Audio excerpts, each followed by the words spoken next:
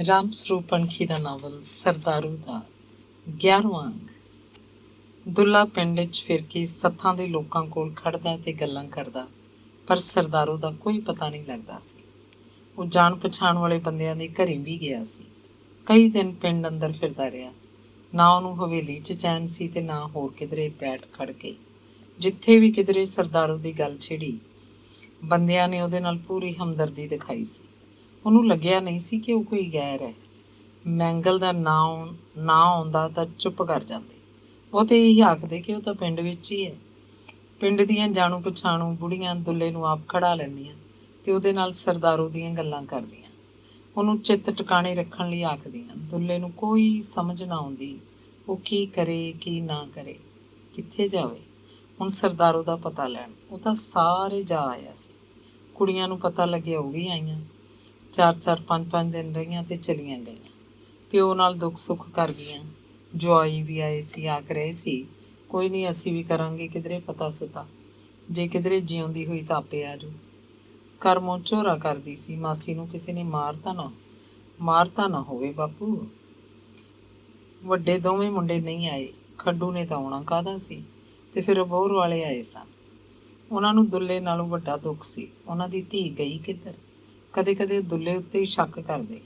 ਉਹ ਤੋਂ ਊਟ ਪਟਾਂਗ ਸਵਾਲ ਪੁੱਛਦੇ। ਦੁੱਲੇ ਦਾ ਵੱਡਾ ਸਾਲਾ ਤਾਂ ਇੱਥੋਂ ਤੱਕ ਵੀ ਕਹਿ ਗਿਆ, ਕੁੜੀ ਅਸੀਂ ਤੇਰੇ ਹੱਡਾਂ 'ਚੋਂ ਕੱਢਣੀ ਆ ਦੁੱਲਿਆ, ਤੂੰ ਆਪ ਹੀ ਕੁਛ ਕੀਤਾ ਉਹਨੂੰ। ਅਬੋਹਰ ਵਾਲਿਆਂ ਦੀਆਂ ਗੱਲਾਂ ਸੁਣ ਕੇ ਦੁੱਲਾ ਹੋਰ ਦੁਖੀ ਹੁੰਦਾ। ਉਹ ਹੈਰਾਨ ਪਰੇਸ਼ਾਨ ਸੀ, ਉਹਦੀ ਤੀਵੀਂ ਗਈ, ਇਹ ਸਾਲੇ ਆਹ ਗੱਲਾਂ ਕਰਦੇ ਆ। ਤੇ ਫਿਰ ਜਦੋਂ ਮੈਂਗਲ 15-20 ਦਿਨ ਪਿੰਡ 'ਚ ਦੇਖਿਆ ਹੀ ਨਾ ਕਿਧਰੇ, ਦੁੱਲੇ ਦਾ ਸ਼ੱਕ ਪੱਕਾ ਹੋ ਗਿਆ। ਪਿੰਡ ਦੇ ਲੋਕ ਵੀ ਇਹੀ ਗੱਲਾਂ ਕਰਦੇ, ਪਰ ਉਹ ਹੈਰਾਨ ਇਸ ਗੱਲ 'ਤੇ ਸੀ ਕਿ ਮੈਂਗਲ ਪਹਿਲਾਂ ਇੱਥੇ ਹੀ ਕਿਉਂ ਫਿਰਦਾ ਸੀ। ਸਰਦਾਰੋ ਨਹੀਂ ਸੀ ਤੇ ਉਹ ਇੱਥੇ ਸੀ। ਇਹ ਕੀ ਚਲਾਕੀ ਹੋਈ ਵੀ ਮੈਂਗਲ ਦੀ। ਬੰਦੇ ਧੌਂਕਲ ਨੂੰ ਜਾ ਕੇ ਪੁੱਛਦੇ। ਧੌਂਕਲ ਤਾਂ ਆਪ ਹੈਰਾਨ ਸੀ ਕਿ ਮੈਂਗਲ ਗਿਆ ਕਿੱਧਰ। ਕੋਈ ਕੰਮ ਉਹ ਹੁਣ ਬੇਸ਼ੱਕ ਨਹੀਂ ਕਰਦਾ ਸੀ, ਲੰਡੋਰ ਬਣਿਆ ਫਿਰਦਾ ਰਹਿੰਦਾ, ਪਰ ਉਹਦਾ ਭਾਈ ਤਾਂ ਸੀ, ਉਹਦੀ ਬਾਂਹ ਸੀ, ਉਹ ਕਿੱਥੇ ਹੈ। ਧੌਂਕਲ ਦੁਖੀ ਹੁੰਦਾ। ਦੁੱਲਾ ਮੁੜ ਕੇ ਧੌਂਕਲ ਦੇ ਘਰ ਨਹੀਂ ਗਿਆ। ਉਸ ਦਿਨ ਜ਼ੋਰ ਦਾ ਮੀਂਹ ਪਿਆ ਸੀ ਤੇ ਫਿਰ ਸਾਰੀ ਰਾਤ ਕਣੀਆਂ ਪੈਂਦੀਆਂ ਰਹੀਆਂ ਸੀ। ਕਦੇ ਕਦੇ ਭਾਰੀ ਛੜਾਕਾ ਉਤਰਦਾ, ਬੱਦਲ ਗੜਗੜ ਕਰਕੇ ਗੱਜਦਾ, ਜਿਵੇਂ ਪਾਟ ਕੇ ਕਿਧਰੇ ਖੇਤਾਂ ਵਿੱਚ ਢੇਰੀ ਹੋ ਗਿਆ ਹੋਵੇ। ਚੁਬਾਰੇ ਦੇ ਅੰਦਰ ਤੱਕ ਬਿਜਲੀ ਚਮਕ ਜਾਂਦੀ।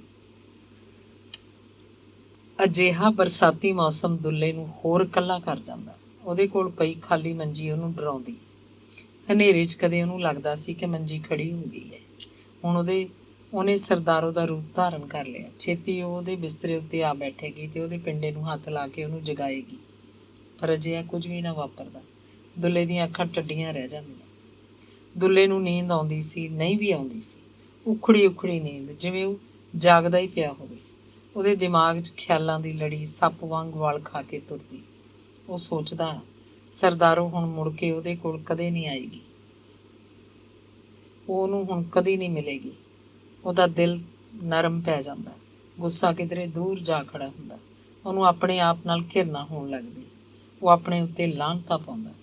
ਉਹ ਕਿਉਂ ਸਰਦਾਰੋ ਨੂੰ ਮਿੱਟੀ ਵਾਂਗ ਕੁੱਟ ਸੁੱਟਦਾ ਸੀ। ਉਹ ਵੀ ਤਾਂ ਆਖਰ ਹੱਡ ਮਾਸ ਦੀ ਬਣੀ ਹੋਈ ਸੀ, ਸੁੱਕੀ ਲੱਕੜ ਨਹੀਂ ਸੀ। ਉਹਨੂੰ ਕੀ ਅਧਿਕਾਰ ਸੀ ਉਹਨੂੰ ਮਾਰਨ ਕੁੱਟਣ ਦਾ।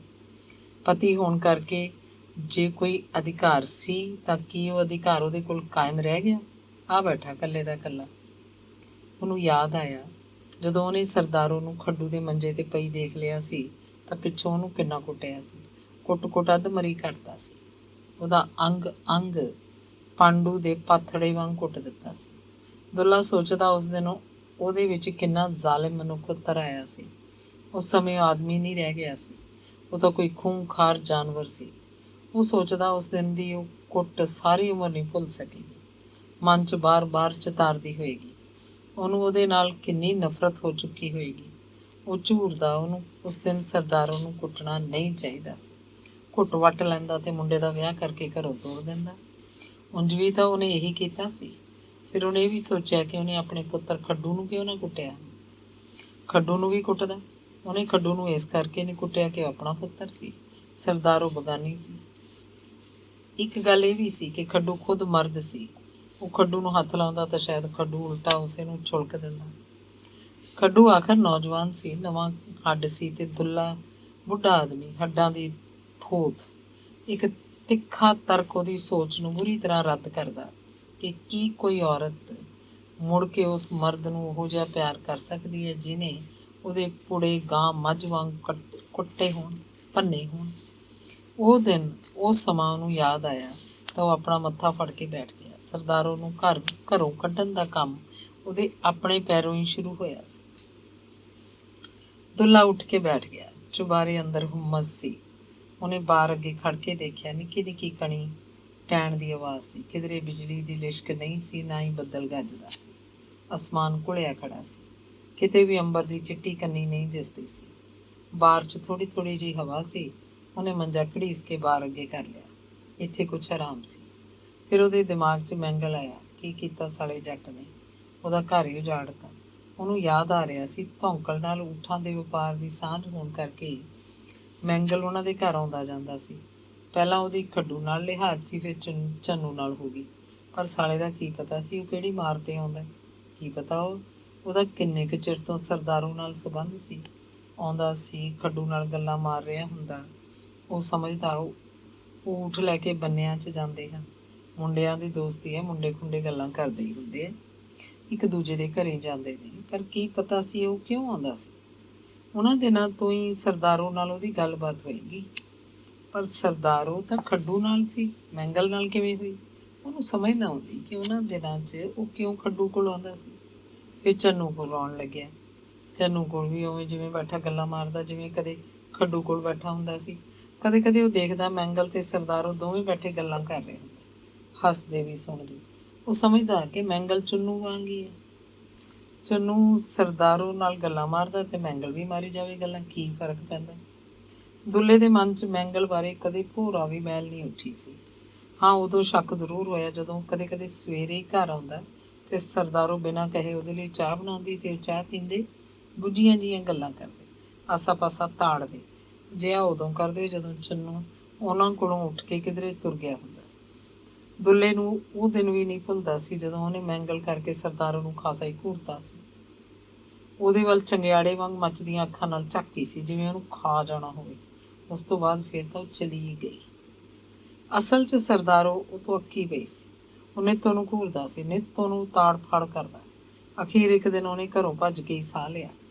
ਬਹੁਤ ਮਾੜਾ ਕੀਤਾ ਉਹਨੇ। ਆਖਰੀ ਉਮਰ 'ਚ ਉਹਨੂੰ ਐਨ ਵਿਚਾਲੇ ਡੋਬਾ ਦੇ ਗਈ। ਉਹਨੇ ਤਾਂ ਤੀਜਾ ਵਿਆਹ ਇਸ ਕਰਕੇ ਕਰਾਇਆ ਸੀ ਕਿ ਇਹ ਔਰਤ ਬੁੱਢੇ ਬਾਰੇ ਉਹਦਾ ਸਹਾਰਾ ਬਣੇਗੀ। ਪਰ ਉਹ ਤਾਂ ਆਪ ਹੀ ਉਹਨੂੰ ਬੇਸਹਾਰਾ ਕਰਕੇ ਤੁਰਦੀ ਬਣੀ। ਪੌ ਫਟ ਚੁੱਕੀ ਸੀ। ਬਾਹਰ ਮੱਧਮ ਜਿਹਾ ਚਾਨਣ ਸੀ। ਕਣੀਆਂ ਬੰਦ ਸਨ, ਪਰ ਅਸਮਾਨ ਬੱਦਲਾਂ ਨਾਲ ਭਰਿਆ ਹੋਇਆ ਸੀ। ਇਹ ਬੱਦਲ ਚੜ੍ਹਦੇ ਵੱਲ ਭੱਜੇ ਜਾ ਰਹੇ ਸਨ। ਦੁੱਲੇ ਨੇ ਬਾਹਰ ਨਿਕਲ ਕੇ ਦੇਖਿਆ, ਹਵਾ ਚੱਲ ਰਹੀ ਸੀ। ਉਹਨੂੰ ਸੌਖਾ ਸਾਹ ਆਇਆ।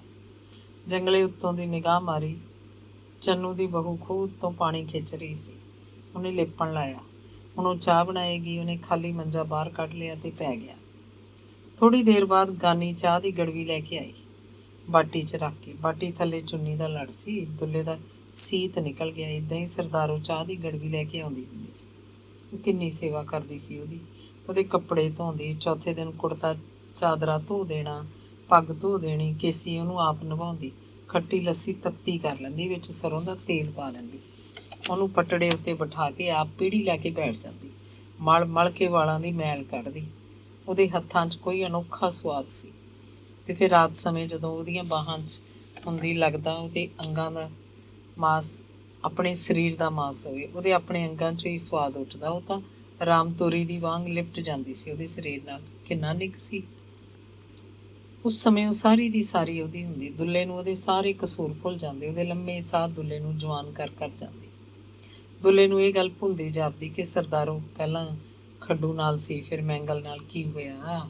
ਜੇ ਉਹਨਾਂ ਨਾਲ ਉਹਦਾ ਸੰਬੰਧ ਸੀ, ਫਿਰ ਵੀ ਉਹਦੀ ਸੀ, ਉਹਦੀ ਆਪਣੀ ਔਰਤ।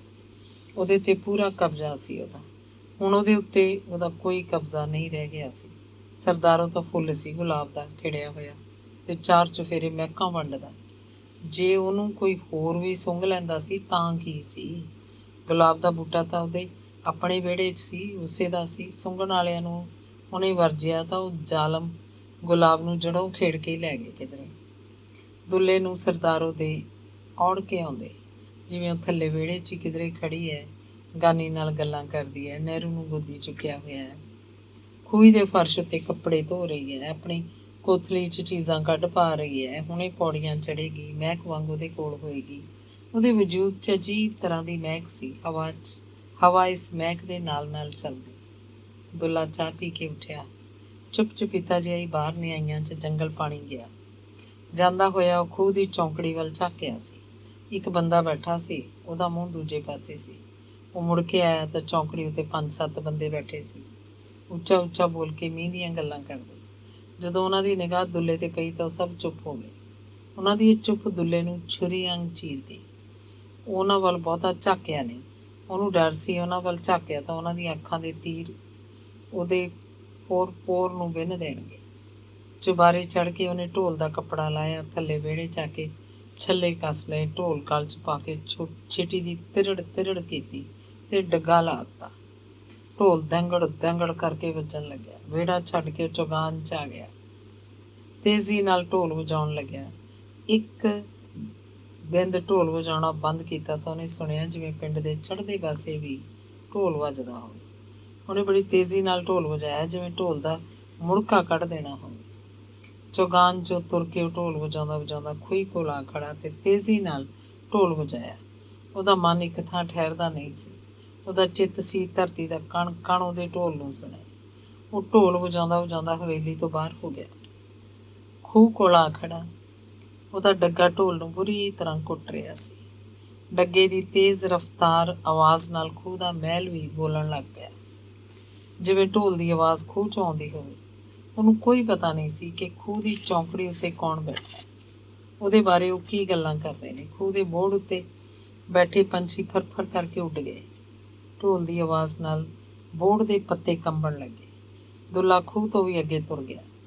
ਤੁਰਦਾ ਨਿਆਈਆਂ ਟੱਪ ਕੇ ਉਹ ਟਿੱਬੇ ਉੱਤੇ ਜਾ ਚੜ੍ਹਿਆ ਤੇ ਬਹੁਤ ਤੇਜ਼ ਗਤੀ ਨਾਲ ਢੋਲ ਵਜਾਉਣ ਲੱਗਿਆ। ਢੋਲ ਵਜਾ ਕੇ ਉਹਦੇ ਮਨ ਨੂੰ ਰਾਹਤ ਮਿਲ ਗਈ। ਮੀਂਹ ਹਟਿਆ ਦੇਖ ਕੇ ਪਿੰਡ ਦੇ ਮੁੰਡੇ ਡੰਗਰਾਂ ਨੂੰ ਖੇਤਾਂ ਵੱਲ ਲੈ ਆਏ ਸਨ।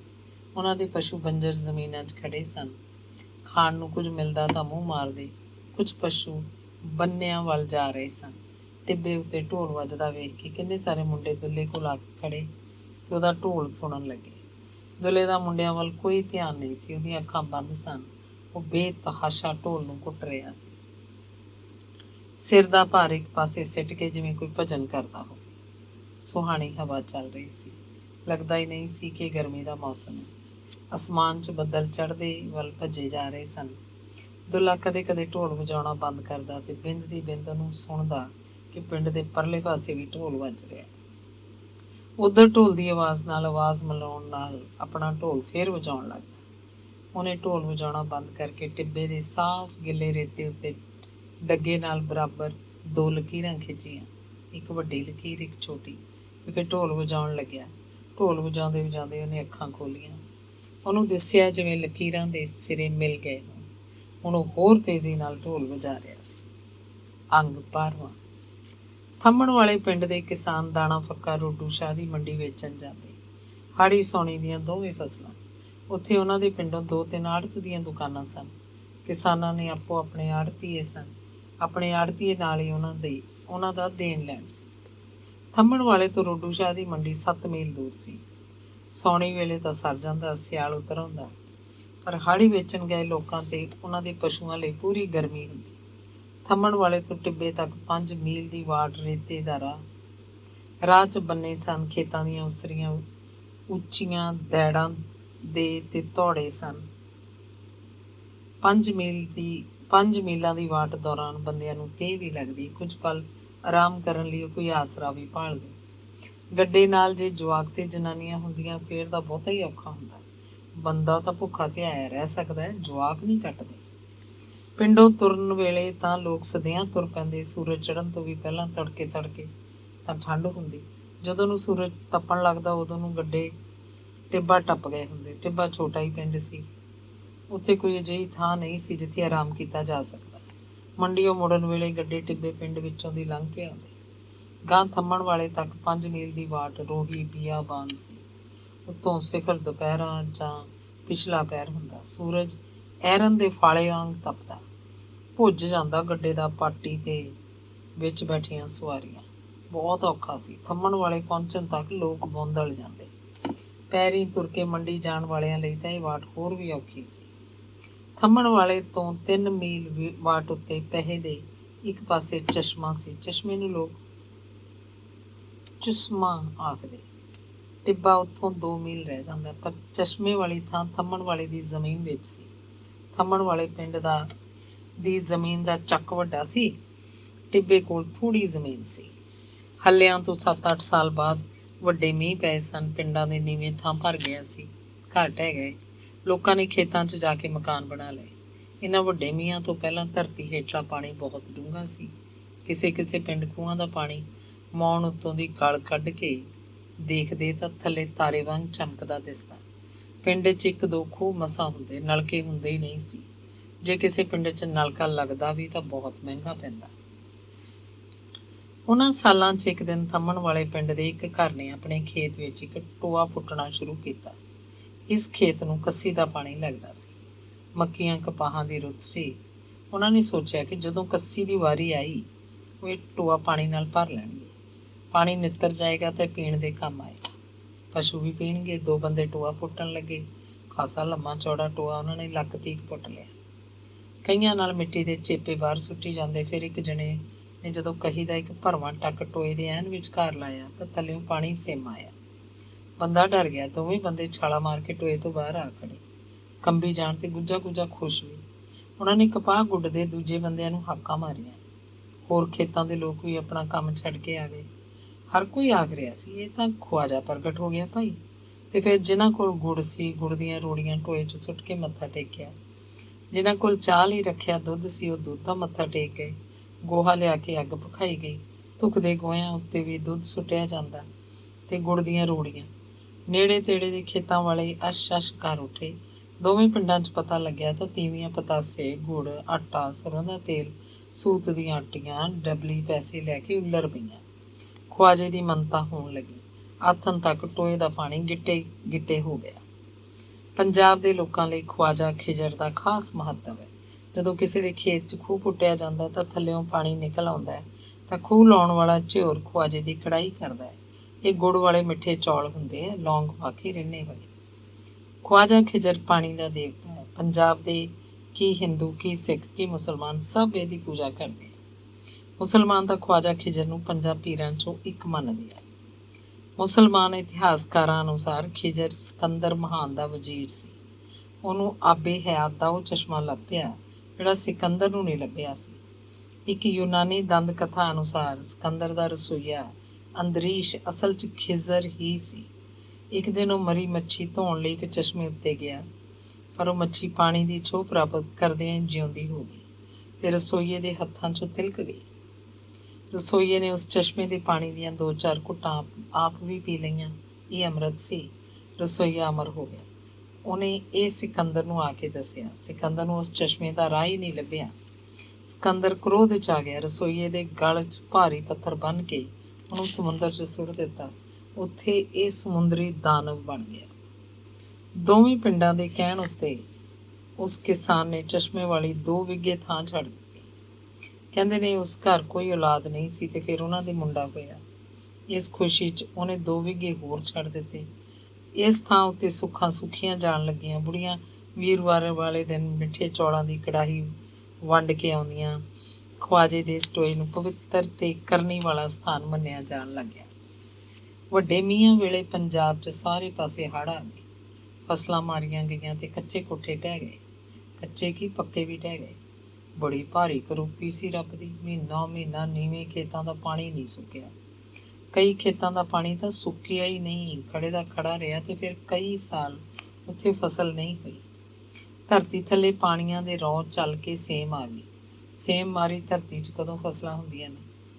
ਧਰਤੀ ਹੇਠਲਾ ਪਾਣੀ ਸਾਰੇ ਪਾਸੇ ਤਾਂ ਆ ਗਿਆ, ਜਦ ਕਿ ਕਦੇ ਉੱਥੇ 60 70 ਹੱਥ ਉੱਤੇ ਪਾਣੀ ਹੁੰਦਾ ਸੀ। ਹੁਣ ਤਾਂ ਪਾਣੀ ਉੱਤੇ ਹੀ ਪਿਆ ਸੀ। ਕਈ ਖੇਤਾਂ 'ਚ ਤਾਂ ਕਹੀ ਦੇ 4 ਡੂੰਘੇ ਟੱਕ ਬਥੇਰੇ ਸੀ। ਥੱਲਿਓਂ ਪਾਣੀ ਨਿਕਲ ਆਉਂਦਾ। ਖੇਤਾਂ 'ਚ ਕੰਮ ਕਰਦੇ ਬੰਦਿਆਂ ਨੇ ਪਾਣੀ ਪੀਣਾ ਹੁੰਦਾ ਤਾਂ ਜਾਂ ਚਾਹ ਧਰਨੀ ਹੁੰਦੀ, 2-4 ਟੱਕ ਮਾਰ ਕੇ ਟੋਆ ਪੁੱਟ ਲੈਂਦੇ। ਪਾਣੀ ਸਿਮ ਕੇ ਟੋਆ ਭਰ ਜਾਂਦਾ ਤੇ ਫਿਰ ਕੁਝ ਚਿਰ ਬਾਅਦ ਪਾਣੀ ਨਿੱਤਰ ਜਾਂਦਾ। ਲੋੜ ਅਨੁਸਾਰ ਟੋਏ ਦਾ ਪਾਣੀ ਵਰਤ ਲੈਂਦੇ। ਹੁਣ ਇਸ ਚਸ਼ਮੇ ਦਾ ਕੋਈ ਮਹੱਤਵ ਨਹੀਂ ਰਹਿ ਗਿਆ ਸੀ। ਥਾਂ ਥਾਂ ਚਸ਼ਮੇ ਬਣੇ ਹੋਏ ਸਨ। ਚਸ਼ਮੇ ਦੀ ਮਾਨਤਾ ਵੀ ਘਟ ਗਈ। ਕੋਈ ਬੁੜੀ ਕੜਾਹੀ ਵੰਡ ਕੇ ਆਉਂਦੀ ਤੇ ਫਿਰ ਸਮਾਂ ਪਾ ਕੇ 4-5 ਸਾਲਾਂ ਬਾਅਦ ਸੇਮ ਘਟਣ ਲੱਗੀ। ਧਰਤੀ ਉਤਲੇ ਪਾਣੀ ਸੁੱਕ ਗਏ। ਧਰਤੀ ਹੇਠਲਾ ਪਾਣੀ ਥੱਲੇ ਜਾਣ ਲੱਗਿਆ। ਚਸ਼ਮਾ ਵੀ ਸੁੱਕ ਗਿਆ। ਪਰ ਉਹ ਜ਼ਿਮੀਂਦਾਰ ਜੀ ਨੇ ਇੱਕ ਘੁਮਾ ਜ਼ਮੀਨ ਚਸ਼ਮੇ ਦੇ ਨਾਂ ਛੱਡ ਰੱਖੀ ਸੀ, ਮੁੜ ਕੇ ਹਲ ਥੱਲੇ ਨਹੀਂ ਲਿਆਂਦੀ। ਆਖਦਾ ਸੀ, ਦੇ ਦਿੱਤੀ ਸੋ ਦੇ ਦਿੱਤੀ, ਜ਼ਮੀਨ ਖਵਾਜੇ ਦੀ ਹੋ ਚੁੱਕੀ। ਇੱਕ ਦਿਨ ਦੁੱਲੇ ਨੂੰ ਕੀ ਲਿੱਛ ਉੱਠੇ। ਉਹ ਢੋਲ ਵਜਾਉਂਦਾ ਚਸ਼ਮੇ ਤੱਕ ਪਹੁੰਚ ਗਿਆ। ਚਸ਼ਮੇ ਵਾਲੇ ਟੋਏ ਦੇ ਕਿਨਾਰੇ ਖੜ ਕੇ ਜ਼ੋਰ ਦੀ ਢੋਲ ਵਜਾਉਣ ਲੱਗਿਆ। ਢੋਲ ਦੀ ਆਵਾਜ਼ ਦੋਵਾਂ ਪਿੰਡਾਂ ਤੱਕ ਜਾਂਦੀ ਸੀ। ਟਿੱਬੇ ਦੇ ਲੋਕ ਇਕੱਠੇ ਹੋ ਕੇ ਆ ਗਏ। ਹੈਰਾਨ ਸੀ, ਅੱਜ ਇਹ ਬਾਜੀਗਰ ਇੱਥੇ ਕਿਉਂ ਢੋਲ ਵਜਾ ਰਿਹਾ। ਪਹਿਲਾਂ ਤਾਂ ਉਹਨੂੰ ਦੇਖਦੇ ਰਹੇ, ਫਿਰ ਉਹਦੇ ਹੋਰ ਨੇੜੇ ਹੋ ਗਏ। ਉਹਨੂੰ ਪੁੱਛਣਾ ਚਾਹੁੰਦੇ ਸੀ ਕਿ ਉਹ ਇੱਥੇ ਕਿਉਂ ਢੋਲ ਵਜਾਉਂਦਾ, ਪਰ ਦੁੱਲਾ ਮਸਤ ਸੀ। ਅੱਖਾਂ ਮੀਚੀਆਂ ਹੋਈਆਂ, ਸਿਰ ਇੱਕ ਪਾਸੇ ਨੂੰ ਸੁੱਟਿਆ ਹੋਇਆ, ਲਗਾਤਾਰ ਵੱਜ ਰਿਹਾ ਸੀ ਉਹਦਾ ਢੋਲ, ਜਿਵੇਂ ਉਹਨੂੰ ਜਗ ਜਹਾਨ ਦੀ ਕੋਈ ਸੁਰਤ ਨਾ ਹੋਵੇ। ਉਹਨੂੰ ਕੋਈ ਪਤਾ ਨਹੀਂ ਸੀ ਕਿ ਉਹਦੇ ਆਲੇ ਦੁਆਲੇ ਬੰਦਿਆਂ ਦਾ ਇਕੱਠ ਹੈ। ਢੋਲ ਵਜਾਉਂਦਾ ਉਹ ਥੱਕਦਾ ਨਹੀਂ ਸੀ। ਉਹਨੂੰ ਲੱਗਦਾ ਹੁਣ ਚਸ਼ਮੇ ਦੀ ਧਾਰ ਫੁੱਟੇਗੀ ਤੇ ਪਾਣੀ ਦੀ ਧਾਰ ਵਿੱਚੋਂ ਸਰਦਾਰੋਂ ਨਿਕਲ ਆਏਗੀ। ਉਹਨੂੰ ਮਹਿਸੂਸ ਹੋਇਆ ਜਿਵੇਂ ਚਸ਼ਮੇ ਦੀ ਧਾਰ ਫੁੱਟ ਗਈ।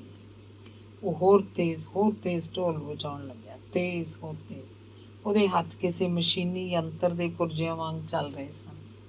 ਤੇ ਫਿਰ ਉਹਨੂੰ ਦਿਸਿਆ, ਪਾਣੀ ਦੀ ਧਾਰ ਚੋਂ ਔਰਤ ਦਾ ਚਿਹਰਾ ਬਾਹਰ ਆ ਰਿਹਾ, ਅੱਖਾਂ ਬੰਦ ਤੇ ਮੁਸਕਰਾਉਂਦੀ ਹੋਈ। ਬਹੁਤ ਭੋਲਾ ਚਿਹਰਾ ਸੀ, ਜਿਵੇਂ ਸਾਮਰ ਤੱਕ ਸਰਦਾਰੋ ਦਾ ਚਿਹਰਾ ਹੋਵੇ।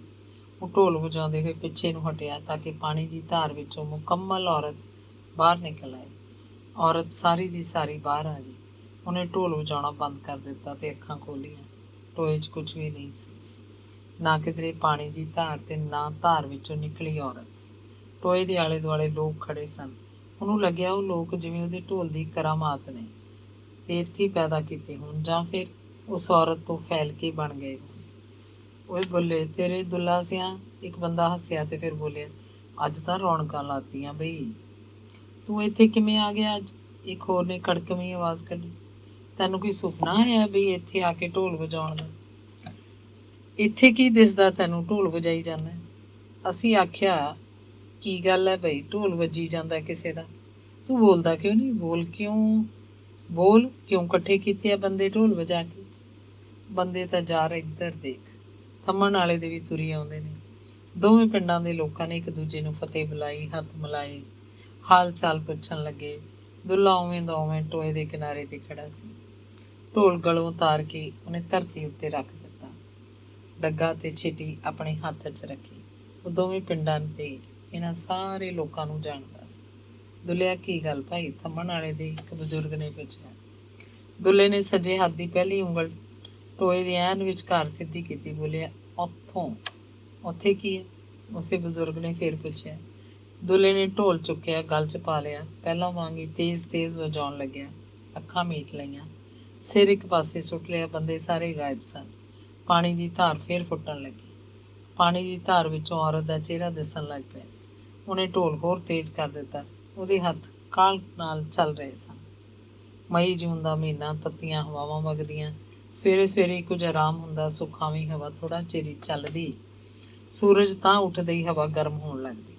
ਦੁਪਹਿਰ ਵੇਲੇ ਤਾਂ ਭੱਠ ਤਪਦੇ, ਕਾਂ ਅੱਖ ਨਿਕਲਦੀ। ਸੂਰਜ ਛਿਪਣ ਵੇਲੇ ਤੱਕ ਇਹ ਤਪਸ਼ ਬਣੀ ਰਹਿੰਦੀ। ਰੇਤਾ ਠੰਡਾ ਹੋ ਜਾਂਦਾ ਤਾਂ ਹਵਾ ਵੀ ਠਰ ਜਾਂਦੀ। ਰਾਤ ਨੂੰ ਲੋਕ ਕੋਠਿਆਂ ਉੱਤੇ ਸੌਂਦੇ। ਠੰਡੀ ਹਵਾ ਸੁਰਗ ਦੇ ਝੂਟੇ ਦਿੰਦੀ। ਨੀਂਦ 'ਚ ਘੂਕੀ ਹੁੰਦੀ। ਵਿਸਾਖੀ ਲੰਘੀ ਨੂੰ ਮਹੀਨਾ ਮਸਾਂ ਹੋਇਆ ਸੀ। ਇੰਨੀ ਦਿਨੀ ਖੇਤਾਂ 'ਚ ਕੁਝ ਵਿਹਲ ਹੁੰਦੀ। ਸਾਉਣੀ ਦੀਆਂ ਫਸਲਾਂ ਬੀਜਣ ਲਈ ਮੀਂਹਾਂ ਨੂੰ ਉਡੀਕਦੇ ਕਿਸਾਨ ਕਿਸੇ ਹੋਰ ਧੰਦੇ 'ਚ ਮਸਤ ਰਹਿੰਦੇ ਸੀ। ਇਹਨਾਂ ਦਿਨਾਂ 'ਚ ਹੀ ਜ਼ਮੀਨਾਂ ਨੂੰ ਕਰਾਹ ਲੱਗਦੇ, ਟੋਭੇ ਪੁੱਟੇ ਜਾਂਦੇ, ਖੇਤਾਂ ਦੀਆਂ ਭੜੀਆਂ ਪੈਂਦੀਆਂ, ਸਾਧੂ ਸੰਤ ਧੂਣੀਆਂ ਤਾਪਦੇ, ਮੀਂਹ ਦੀ ਉਡੀਕ 'ਚ ਜੱਗ ਕੀਤੇ ਜਾਂਦੇ। ਉਸ ਦਿਨ ਲੋਕਾਂ ਨੂੰ ਵਿਹਲ ਹੋਏਗੀ। ਇਸੇ ਕਰਕੇ ਦੋਵੇਂ ਪਿੰਡਾਂ ਦੇ ਬੰਦੇ ਇਕੱਠ ਬੰਨ੍ਹ ਕੇ ਚਸ਼ਮੇ ਵਾਲੀ ਥਾਂ ਉੱਤੇ ਖੜੇ ਸਨ। ਉਹ ਗਿਣਤੀ 'ਚ ਬਹੁਤੇ ਨਹੀਂ ਸੀ, 10 ਬੰਦੇ ਟਿੱਬੇ ਦੇ, ਇੰਨੇ ਕੋਈ ਥੰਮਣ ਵਾਲੇ ਦੇ ਹੋਣਗੇ। ਥੰਮਣ ਵਾਲੇ ਪਿੰਡ 'ਚ ਸਰਦਾਰੋ ਦੀ ਗੱਲ ਵਿਸਥਾਰ ਨਾਲ ਹੁਣ ਕੋਈ ਨਹੀਂ ਕਰਦਾ ਸੀ। ਕਈ ਸਾਲ ਬੀਤ ਚੁੱਕੇ ਸੀ। ਪਿੰਡ ਦਾ ਪੱਕਾ ਨਿਰਣਾ ਇਹੀ ਸੀ ਕਿ ਧੌਂਕਲ ਦਾ ਭਰਾ ਮੈਂਗਲ ਉਹਨੂੰ ਕਿਧਰੇ ਲੈ ਗਿਆ। ਵਿੱਚ ਇਹ ਵੀ ਗੱਲ ਕਦੇ ਹੁੰਦੀ ਕਿ ਸਰਦਾਰੋ ਕਿਧਰੇ ਮਰ ਖੱਪ ਗਈ ਹੋਏਗੀ। ਕੁਝ ਲੋਕ ਇਉਂ ਵੀ ਸੋਚਦੇ ਕਿ ਉਹਨਾਂ ਦੋਵਾਂ ਨੂੰ ਕਿਸੇ ਨੇ ਮਾਰਤਾ ਹੋਣਾ। ਜਿਉਂਦੇ ਹੁੰਦੇ ਤਾਂ ਕਿਧਰੇ ਤਾਂ ਕੋਈ ਉੱਗ ਸੁੱਗ ਨਿਕਲਦੀ, ਪਰ ਦੁੱਲੇ ਲਈ ਇਹ ਜਿਵੇਂ ਕੱਲ੍ਹ ਦੀ ਘਟਨਾ ਹੋਵੇ। ਉਹ ਜਿਵੇਂ ਕੱਲ੍ਹ ਕਿਧਰੇ ਗਈ ਹੋਵੇ ਤੇ ਅੱਜ ਵਾਪਸ ਆ ਜਾਏ। ਉਹ ਤੜਕੇ ਤੜਕੇ ਵਿਹੜੇ 'ਚ ਨਿੰਮ ਥੱਲੇ ਬੈਠਾ ਰਹਿੰਦਾ। ਗਰਮੀ ਲੱਗਣ ਲੱਗਦੀ ਉੱਤੇ ਚੁਬਾਰੇ 'ਚ ਜਾ ਪੈਂਦਾ। ਖੂਹ ਦਾ ਪਾਣੀ ਕੱਢ ਕੇ ਦਿਨ 'ਚ ਕਈ ਵਾਰੀ ਨਹਾਉਂਦਾ। ਚੌਗਾਨ 'ਚ ਖੜ ਕੇ ਆਥਣੇ ਢੋਲ ਵਜਾਉਂਦਾ। ਕਦੇ ਨਿਆਈਆਂ 'ਚ ਨਿਕਲ ਜਾਂਦਾ। ਉਸ ਦਿਨ ਖਾਸਾ ਸਦਿਆਂ ਉਹ ਚਸ਼ਮੇ 'ਤੇ ਗਿਆ। ਢੋਲ ਵੱਜਦਾ ਸੁਣ ਕੇ ਦੋਵੇਂ ਪਿੰਡਾਂ ਦੇ ਲੋਕ ਉੱਥੇ ਇਕੱਠੇ ਹੋਏ ਸੀ। ਪਹਿਲਾਂ ਉਹਨਾਂ ਨੂੰ ਇਹ ਪੱਕਾ ਪਤਾ ਨਹੀਂ ਸੀ ਕਿ ਕੋਈ ਢੋਲ ਵਜਾ ਰਿਹਾ। ਟਿੱਬੇ ਵਾਲਿਆਂ ਨੇ ਸੋਚਿਆ ਚਸ਼ਮੇ ਦਾ ਕੁਝ ਨਵਾਂ ਕਰਨਾ ਹੋਏਗਾ। ਥੰਮਣ ਵਾਲੇ ਪਿੰਡ ਦੇ ਲੋਕ ਢੋਲ ਵਜਾ ਕੇ ਬੰਦਿਆਂ ਨੂੰ ਸੱਦ ਰਹੇ ਸਨ। ਥੰਮਣ ਵਾਲੇ ਪਿੰਡ ਦੇ ਲੋਕਾਂ ਨੇ ਸੋਚਿਆ ਕਿ ਸ਼ਾਇਦ ਟਿੱਬੇ ਵਾਲੇ ਚਸ਼ਮੇ ਦਾ ਕੁਝ ਕਰ ਰਹੇ ਹਨ। ਉਹ ਕਿਸੇ ਢੋਲ ਵਾਲੇ ਨੂੰ ਵੀ ਸੱਦ ਲਿਆਏ ਹੋਣਗੇ। ਦੁੱਲੇ ਨੇ ਆਪਣਾ ਹੱਥ ਟੋਏ ਵੱਲ ਜਦੋਂ ਕੀਤਾ, ਦੋਵੇਂ ਪਿੰਡਾਂ ਦੇ ਲੋਕ ਨਹੀਂ ਸਮਝੇ ਕਿ ਉਹ ਕੀ ਕਹਿੰਦਾ। ਉਹਨਾਂ ਨੂੰ ਡੌਰ ਭੌਰ ਝਾਕਦਿਆਂ ਦੇਖ ਦੁੱਲਾ ਦੁਬਾਰਾ ਬੋਲਿਆ, ਉੱਥੋਂ ਉੱਥੋਂ ਵੱਟੋ ਧਰਤੀ, ਉੱਥੋਂ ਵੱਟੋ। ਲੋਕਾਂ ਨੂੰ ਇਹ ਗੱਲ ਇਲਹਾਮ ਵਾਂਗ ਲੱਗੀ। ਉਹਨਾਂ ਨੇ ਸੋਚਿਆ ਇਸ 'ਚ ਕੋਈ ਗੁੱਝੀ ਗੱਲ ਹੈ। ਆਲੇ ਦੁਆਲੇ ਦੇ ਖੇਤਾਂ 'ਚ ਕੰਮ ਕਰਦੇ ਬੰਦੇ ਵੀ ਉੱਥੇ ਆ ਖੜੇ ਸਨ। ਕੁਝ ਖੇਤਾਂ 'ਚ ਕਈਆਂ ਵੀ ਸਨ। ਕਈਆਂ ਲਿਆ ਕੇ 2-3 ਬੰਦੇ ਟੋਆ ਪੁੱਟਣ ਲੱਗੇ। ਦੁੱਲਾ ਢੋਲ ਵਜਾ ਰਿਹਾ ਸੀ, ਅੱਖਾਂ ਮੀਚ ਕੇ, ਸਿਰ ਇੱਕ ਪਾਸੇ ਸੁੱਟਿਆ ਸੀ। ਉਹ ਮੁੜਕੀ ਹੋਇਆ ਪਿਆ ਸੀ। ਉਹਦੇ ਦਿਮਾਗ 'ਚ ਪਾਣੀ ਦੀ ਧਾਰ ਫੁੱਟ ਆਈ ਹੋਏਗੀ। ਪਾਣੀ ਦੀ ਧਾਰ ਵਿੱਚੋਂ ਉਹਨੂੰ ਔਰਤ ਦਾ ਚਿਹਰਾ ਦਿਸ ਰਿਹਾ ਹੋਏਗਾ। ਇਸੇ ਲਈ ਤਾਂ ਉਹ ਇੰਨਾ ਮਸਤ ਹੋ ਕੇ ਢੋਲ ਵਜਾ ਰਿਹਾ ਸੀ। ਉਹਨੇ ਢੋਲ ਬੰਦ ਕੀਤਾ, ਅੱਖਾਂ ਖੋਲ੍ਹੀਆਂ। ਟੋਏ 'ਚ ਪਾਣੀ ਦੀ ਇੱਕ ਬੂੰਦ ਵੀ ਕਿਧਰੇ ਨਹੀਂ ਸੀ। ਬੰਦੇ ਟੋਆ ਡੂੰਘਾ ਕਰੀ ਜਾ ਰਹੇ ਸਨ। ਅੰਗ 13ਵਾਂ। ਥੰਮਣ ਵਾਲਾ ਤੇ ਟਿੱਬਾ ਦੋਵੇਂ ਪਿੰਡਾਂ ਦੇ ਸਿਆਣੇ ਬੰਦਿਆਂ ਨੇ ਇੱਕ ਦਿਨ ਇਕੱਠ ਕੀਤਾ। ਉੱਥੇ ਚਸ਼ਮੇ ਕੋਲ ਨੇੜੇ ਇੱਕ ਟਾਹਲੀ ਦੀ ਥਾਂ ਥੱਲੇ ਬੈਠ ਗਏ। ਬਹੁਤੇ ਬੰਦੇ ਥੰਮਣ ਵਾਲੇ ਦੇ ਸੀ। ਮੰਡੀ ਨੂੰ ਲੋਕਾਂ ਦਾ ਨਿੱਤ ਆਉਣ ਜਾਣ ਸੀ। ਹਾੜੀ ਸੌਣੀ ਵੇਚਣ ਤਾਂ ਜਾਂਦੇ ਹੀ ਰਹਿੰਦੇ। ਉਂਝ ਵੀ ਸੌਦਾ ਸੂਤ ਲੈਣ ਜਾਣਾ ਪੈਂਦਾ। ਗਰਮੀ ਦੇ ਦਿਨਾਂ 'ਚ 7 ਮੀਲ ਲਗਾਤਾਰ ਤੁਰੇ ਜਾਣਾ, ਰਾਹ 'ਚ ਕਿਤੇ ਵੀ ਨਾ ਠਹਿਰਨਾ ਉਹਨਾਂ ਲਈ ਬਹੁਤ ਔਖਾ ਸੀ। ਦਮ ਲੈਣ ਦੀ ਗੱਲ ਵੱਖਰੀ, ਤੇ ਲੱਗਦੀ ਤਾਂ ਰਾਹ 'ਚ ਕਿਤੇ ਵੀ ਪਾਣੀ ਨਾ ਮਿਲਦਾ। ਪਾਹਾ ਛੱਡ ਕੇ ਟਿੱਬੇ ਦੇ ਘਰਾਂ 'ਚ ਪਾਣੀ ਪੀਣ ਜਾਣਾ ਹੋਰੂ ਲੱਗਦਾ। ਪਹੇ ਨੇੜੇ ਦੇ ਘਰ ਪਾਣੀ ਪਿਆ ਤਾਂ ਦਿੰਦੇ, ਪਰ ਨਿੱਤ ਇਹ ਕੰਮ ਔਖਾ ਸੀ। ਉਹਨਾਂ ਦੇ ਘਰ ਪਿਆਓ ਥੋੜ੍ਹਾ ਸਨ। ਥੰਮਣ ਵਾਲੇ ਪਿੰਡ ਦੇ ਲੋਕਾਂ ਨੇ ਸੋਚਿਆ ਤਾਂ ਉਹਨਾਂ ਦੇ ਮਨਾਂ 'ਚ ਗੱਲ ਪੱਕੀ ਗੁੱਡ ਗਈ ਕਿ ਜੇ ਚਸ਼ਮੇ ਵਾਲੀ ਥਾਂ ਖੂਹੀ ਲੱਗ ਜਾਏ, 5-7 ਦਰਖਤ ਲੱਗ ਜਾਣ, ਪਾਣੀ ਦਾ ਛੱਪੜ ਹੋਵੇ ਤਾਂ ਮੌਜ ਹੀ ਮੌਜ ਹੈ। ਉਹ ਮੰਡੀ ਨੂੰ ਆਉਂਦੇ ਜਾਂਦੇ ਉੱਥੇ ਦਰਖਤਾਂ ਦੇ ਥੱਲੇ ਬਹਿ ਕੇ ਵਿਸ਼ਰਾਮ ਕਰਿਆ ਕਰਨਗੇ। ਖੂਹੀ ਦਾ ਠੰਡਾ ਪਾਣੀ ਪੀਣਗੇ ਤੇ ਉਹਨਾਂ ਦੇ ਊਠ ਬਲਦ ਛੱਪੜ ਤੋਂ ਪਾਣੀ ਪੀਆ ਕਰਨਗੇ। ਇਹ ਥਾਂ ਤਾਂ ਇੱਕ ਪੜਾਅ ਬਣ ਜਾਏਗਾ ਪਿੰਡ ਦਾ। ਉਹਨਾਂ ਦੇ ਮੱਥਿਆਂ 'ਚ ਪੂਰਾ ਚਾਨਣ ਸੀ ਕਿ ਚਸ਼ਮੇ ਵਾਲੀ ਥਾਂ ਉੱਤੇ ਇੱਕ ਨਵਾਂ ਸੰਸਾਰ ਸਿਰਜਿਆ ਜਾਵੇ। ਟਿੱਬੇ ਦੇ ਬੰਦੇ ਸੋਚਦੇ ਸਨ ਕਿ ਚਸ਼ਮੇ ਵਾਲੀ ਥਾਂ ਜੇ ਖੂਹੀ ਲੱਗ ਜਾਂਦੀ ਹੈ, ਛੱਪੜ ਪੁੱਟਿਆ ਜਾਂਦਾ, ਦਰਖਤ ਲੱਗ ਜਾਣ ਤਾਂ ਉਹਨਾਂ ਦੇ ਪਿੰਡਾਂ ਨੂੰ ਵੀ ਫਾਇਦਾ। ਨੇੜੇ ਦੇ ਖੇਤਾਂ ਵਾਲੇ ਜਾ ਕੇ ਬੈਠਿਆ ਕਰਨਗੇ, ਪਸ਼ੂ ਪਾਣੀ ਪੀਣਗੇ। ਟਿੱਬਾ ਪਿੰਡ ਵਿੱਚ ਨਾ ਤਾਂ ਕੋਈ ਮੰਦਰ ਗੁਰਦੁਆਰਾ ਸੀ ਤੇ ਨਾ ਹੋਰ ਕੋਈ ਅਜਿਹੀ ਸਾਂਝੀ ਥਾਂ ਜਿੱਥੇ ਜਾ ਕੇ ਲੋਕ ਬੈਠ ਸਕਣ ਤੇ ਵਿਹਲੀਆਂ ਗੱਲਾਂ ਮਾਰ ਸਕਣ। ਉਹ ਸੋਚਦੇ ਜ਼ਮੀਨ ਤਾਂ ਥੰਮਣ ਵਾਲੇ ਦੀ ਹੈ, ਆਪਣੀ ਤਾਂ ਉਂਗਲ ਹੀ ਉਂਗਲ ਹੈ। ਲੱਗ ਲਗਾ ਕੇ ਟੋਭਾ ਪੁੱਟਣਾ ਹੋਵੇ ਤਾਂ ਉਹਨਾਂ ਦਾ ਹਿੱਸਾ ਵੀ ਸ਼ਾਮਲ ਹੋ ਜਾਏਗਾ। ਸਾਂਝੀ ਥਾਂ ਹੈ ਖਵਾਜੇ ਪੀਰ ਦੀ। ਦੋਵੇਂ ਪਿੰਡਾਂ ਨੇ ਆਖਰ ਫੈਸਲਾ ਕੀਤਾ ਕਿ ਖਵਾਜੇ ਵਾਲੀ ਥਾਂ 'ਤੇ ਛੱਪੜ ਪੁੱਟਿਆ ਜਾਵੇ, ਬਾਕੀ ਫੇਰ ਦੇਖਾਂਗੇ। ਦੁੱਲਾ ਢੋਲ ਲਈ ਉੱਥੇ ਹੀ ਬੈਠਾ ਸੀ। ਦੋਵੇਂ ਪਿੰਡਾਂ ਦੇ ਲੋਕਾਂ ਨੇ ਇੱਕ ਆਵਾਜ਼ ਹੋ ਕੇ ਆਖਿਆ, ਲੈ ਵੀ ਦੁੱਲਿਆ, ਲਾ ਦੇ ਡਗਾ, ਕਰਦੇ ਕੰਮ ਸ਼ੁਰੂ। ਦੁੱਲਾ ਖੜਾ ਹੋ ਗਿਆ। ਉੱਥੇ ਖੜਾ ਹੀ ਢੋਲ ਵਜਾਉਣ ਲੱਗਿਆ। ਪਹਿਲਾਂ ਹੀ ਕੱਸੀ ਬੈਠਾ ਸੀ। ਉਹ ਚਸ਼ਮੇ 'ਤੇ ਆ ਖੜਾ। ਜ਼ੋਰ ਦੀ ਢੋਲ ਵੱਜ ਰਿਹਾ ਸੀ। ਮਗਰ ਲੋਕ ਵੀ ਆ ਖੜੇ ਸਨ। ਥੰਮਣ ਵਾਲੇ ਦੇ ਨੰਬਰਦਾਰ ਕੁੰਡਾ ਸਿੰਘ ਨੇ ਆਖਿਆ, ਦੇਖਦੇ ਕਿ ਉਹ ਚੱਕ ਲਿਆ ਉਹ ਕਈਆਂ ਟੋਕਰੇ। ਹੁਣੇ ਢੋਲ ਵੱਜੀ ਗਿਆ, 4-5 ਬੰਦੇ ਟਿੱਬੇ ਨੂੰ ਤੁਰ ਗਏ। ਥੰਮਣ ਵਾਲੇ ਦੇ 5-7 ਬੰਦੇ ਆਪਣੇ ਪਿੰਡ ਨੂੰ ਚਲੇ ਗਏ। 2 ਘੰਟਿਆਂ ਪਿੱਛੋਂ ਕਈਆਂ ਦੇ ਖੜਕਾਟ ਪੈਣ ਲੱਗੇ। ਦੋਵੇਂ ਪਿੰਡਾਂ ਦੇ ਹੋਰ ਬੰਦੇ ਵੀ ਆ ਗਏ। ਚੋਬਰ ਮੁੰਡੇ ਮਿੱਟੀ ਦੇ ਟੋਕਰੇ ਭਰ ਦੂਰ ਲਿਜਾ ਕੇ ਸੁੱਟਦੇ। ਮਿੱਟੀ ਪੁੱਟਣ ਵਾਲੇ ਅੱਡ ਬੰਦੇ ਸੀ ਜੋ ਨਾਲ ਦੇ ਨਾਲ ਟੋਕਰੇ ਵੀ ਭਰੀ ਜਾਂਦੇ। ਟੋਕਰੇ ਚੁਕਾਉਣ ਵਾਲੇ ਹੋਰ ਸੀ, ਭਰੇ ਟੋਕਰੇ ਚੁੱਕ ਕੇ ਸੁੱਟਣ ਵਾਲੇ ਹੋਰ। ਆਥਣ ਤੱਕ ਢੋਲ ਵੱਜਦਾ ਰਿਹਾ। ਟੋਆ ਚੌੜਾ ਹੁੰਦਾ ਗਿਆ। ਟਿੱਬੇ ਦਾ ਨੰਬਰਦਾਰ ਤੋਤਾ ਸਿੰਘ ਵੀ ਆ ਗਿਆ ਸੀ। ਉਹਦਾ ਕੱਦ ਮੱਧਰਾ ਸੀ ਪਰ ਢਿੱਡ ਵੱਡਾ। ਉਹਨੂੰ ਤੋਤਾ ਢਿੱਡਲ ਵੀ ਆਖਦੇ। ਤੋਤੇ ਢਿੱਡਲ ਨੇ ਬਿੱਘਾ ਥਾਂ ਬਗਲ ਦਿੱਤਾ। ਇੱਕ ਸੋਟੀ ਲੈ ਕੇ ਲਕੀਰ ਖਿੱਚਣ ਲੱਗਿਆ। ਸੋਟੀ ਦੇ ਸਿਰੇ ਨੂੰ ਇੱਕ ਮੁੰਡੇ ਨੇ ਦੱਬ ਰੱਖਿਆ ਸੀ ਤਾਂ ਕਿ ਸੋਟੀ ਦੀ ਲਕੀਰ ਧਰਤੀ 'ਤੇ ਪੂਰੀ ਤਰ੍ਹਾਂ ਉਘੜ ਆਵੇ। ਤੇ ਫਿਰ ਤੋਤੇ ਨੇ ਆਪਣੇ ਪਿੰਡ ਦੇ ਇੱਕ ਬੰਦੇ ਨੂੰ ਕਿਹਾ ਕਿ ਉਹ ਇਸ ਲਕੀਰ ਉੱਤੇ ਕਹੀ ਦੇ ਡੂੰਘੇ ਟੱਕ ਲਾ ਦੇਵੇ, ਨਿਸ਼ਾਨੀ ਰਹੇ ਕਿ ਇੱਥੋਂ ਤੱਕ ਟੋਭਾ ਪੁੱਟਣਾ ਹੈ। ਦੋਵੇਂ ਪਿੰਡਾਂ ਵਿੱਚ ਡੌਂਡਕੀ ਪਿੱਟਦੀ ਗਈ ਕਿ ਚਸ਼ਮੇ ਵਾਲੀ ਥਾਂ ਛੱਪੜ ਪੁੱਟਿਆ ਜਾ ਰਿਹਾ, ਟੋਕਰੇ ਤੇ ਕਹੀਆਂ ਲੈ ਕੇ ਚੱਲੋ, ਪੁੰਨ ਦਾ ਕੰਮ।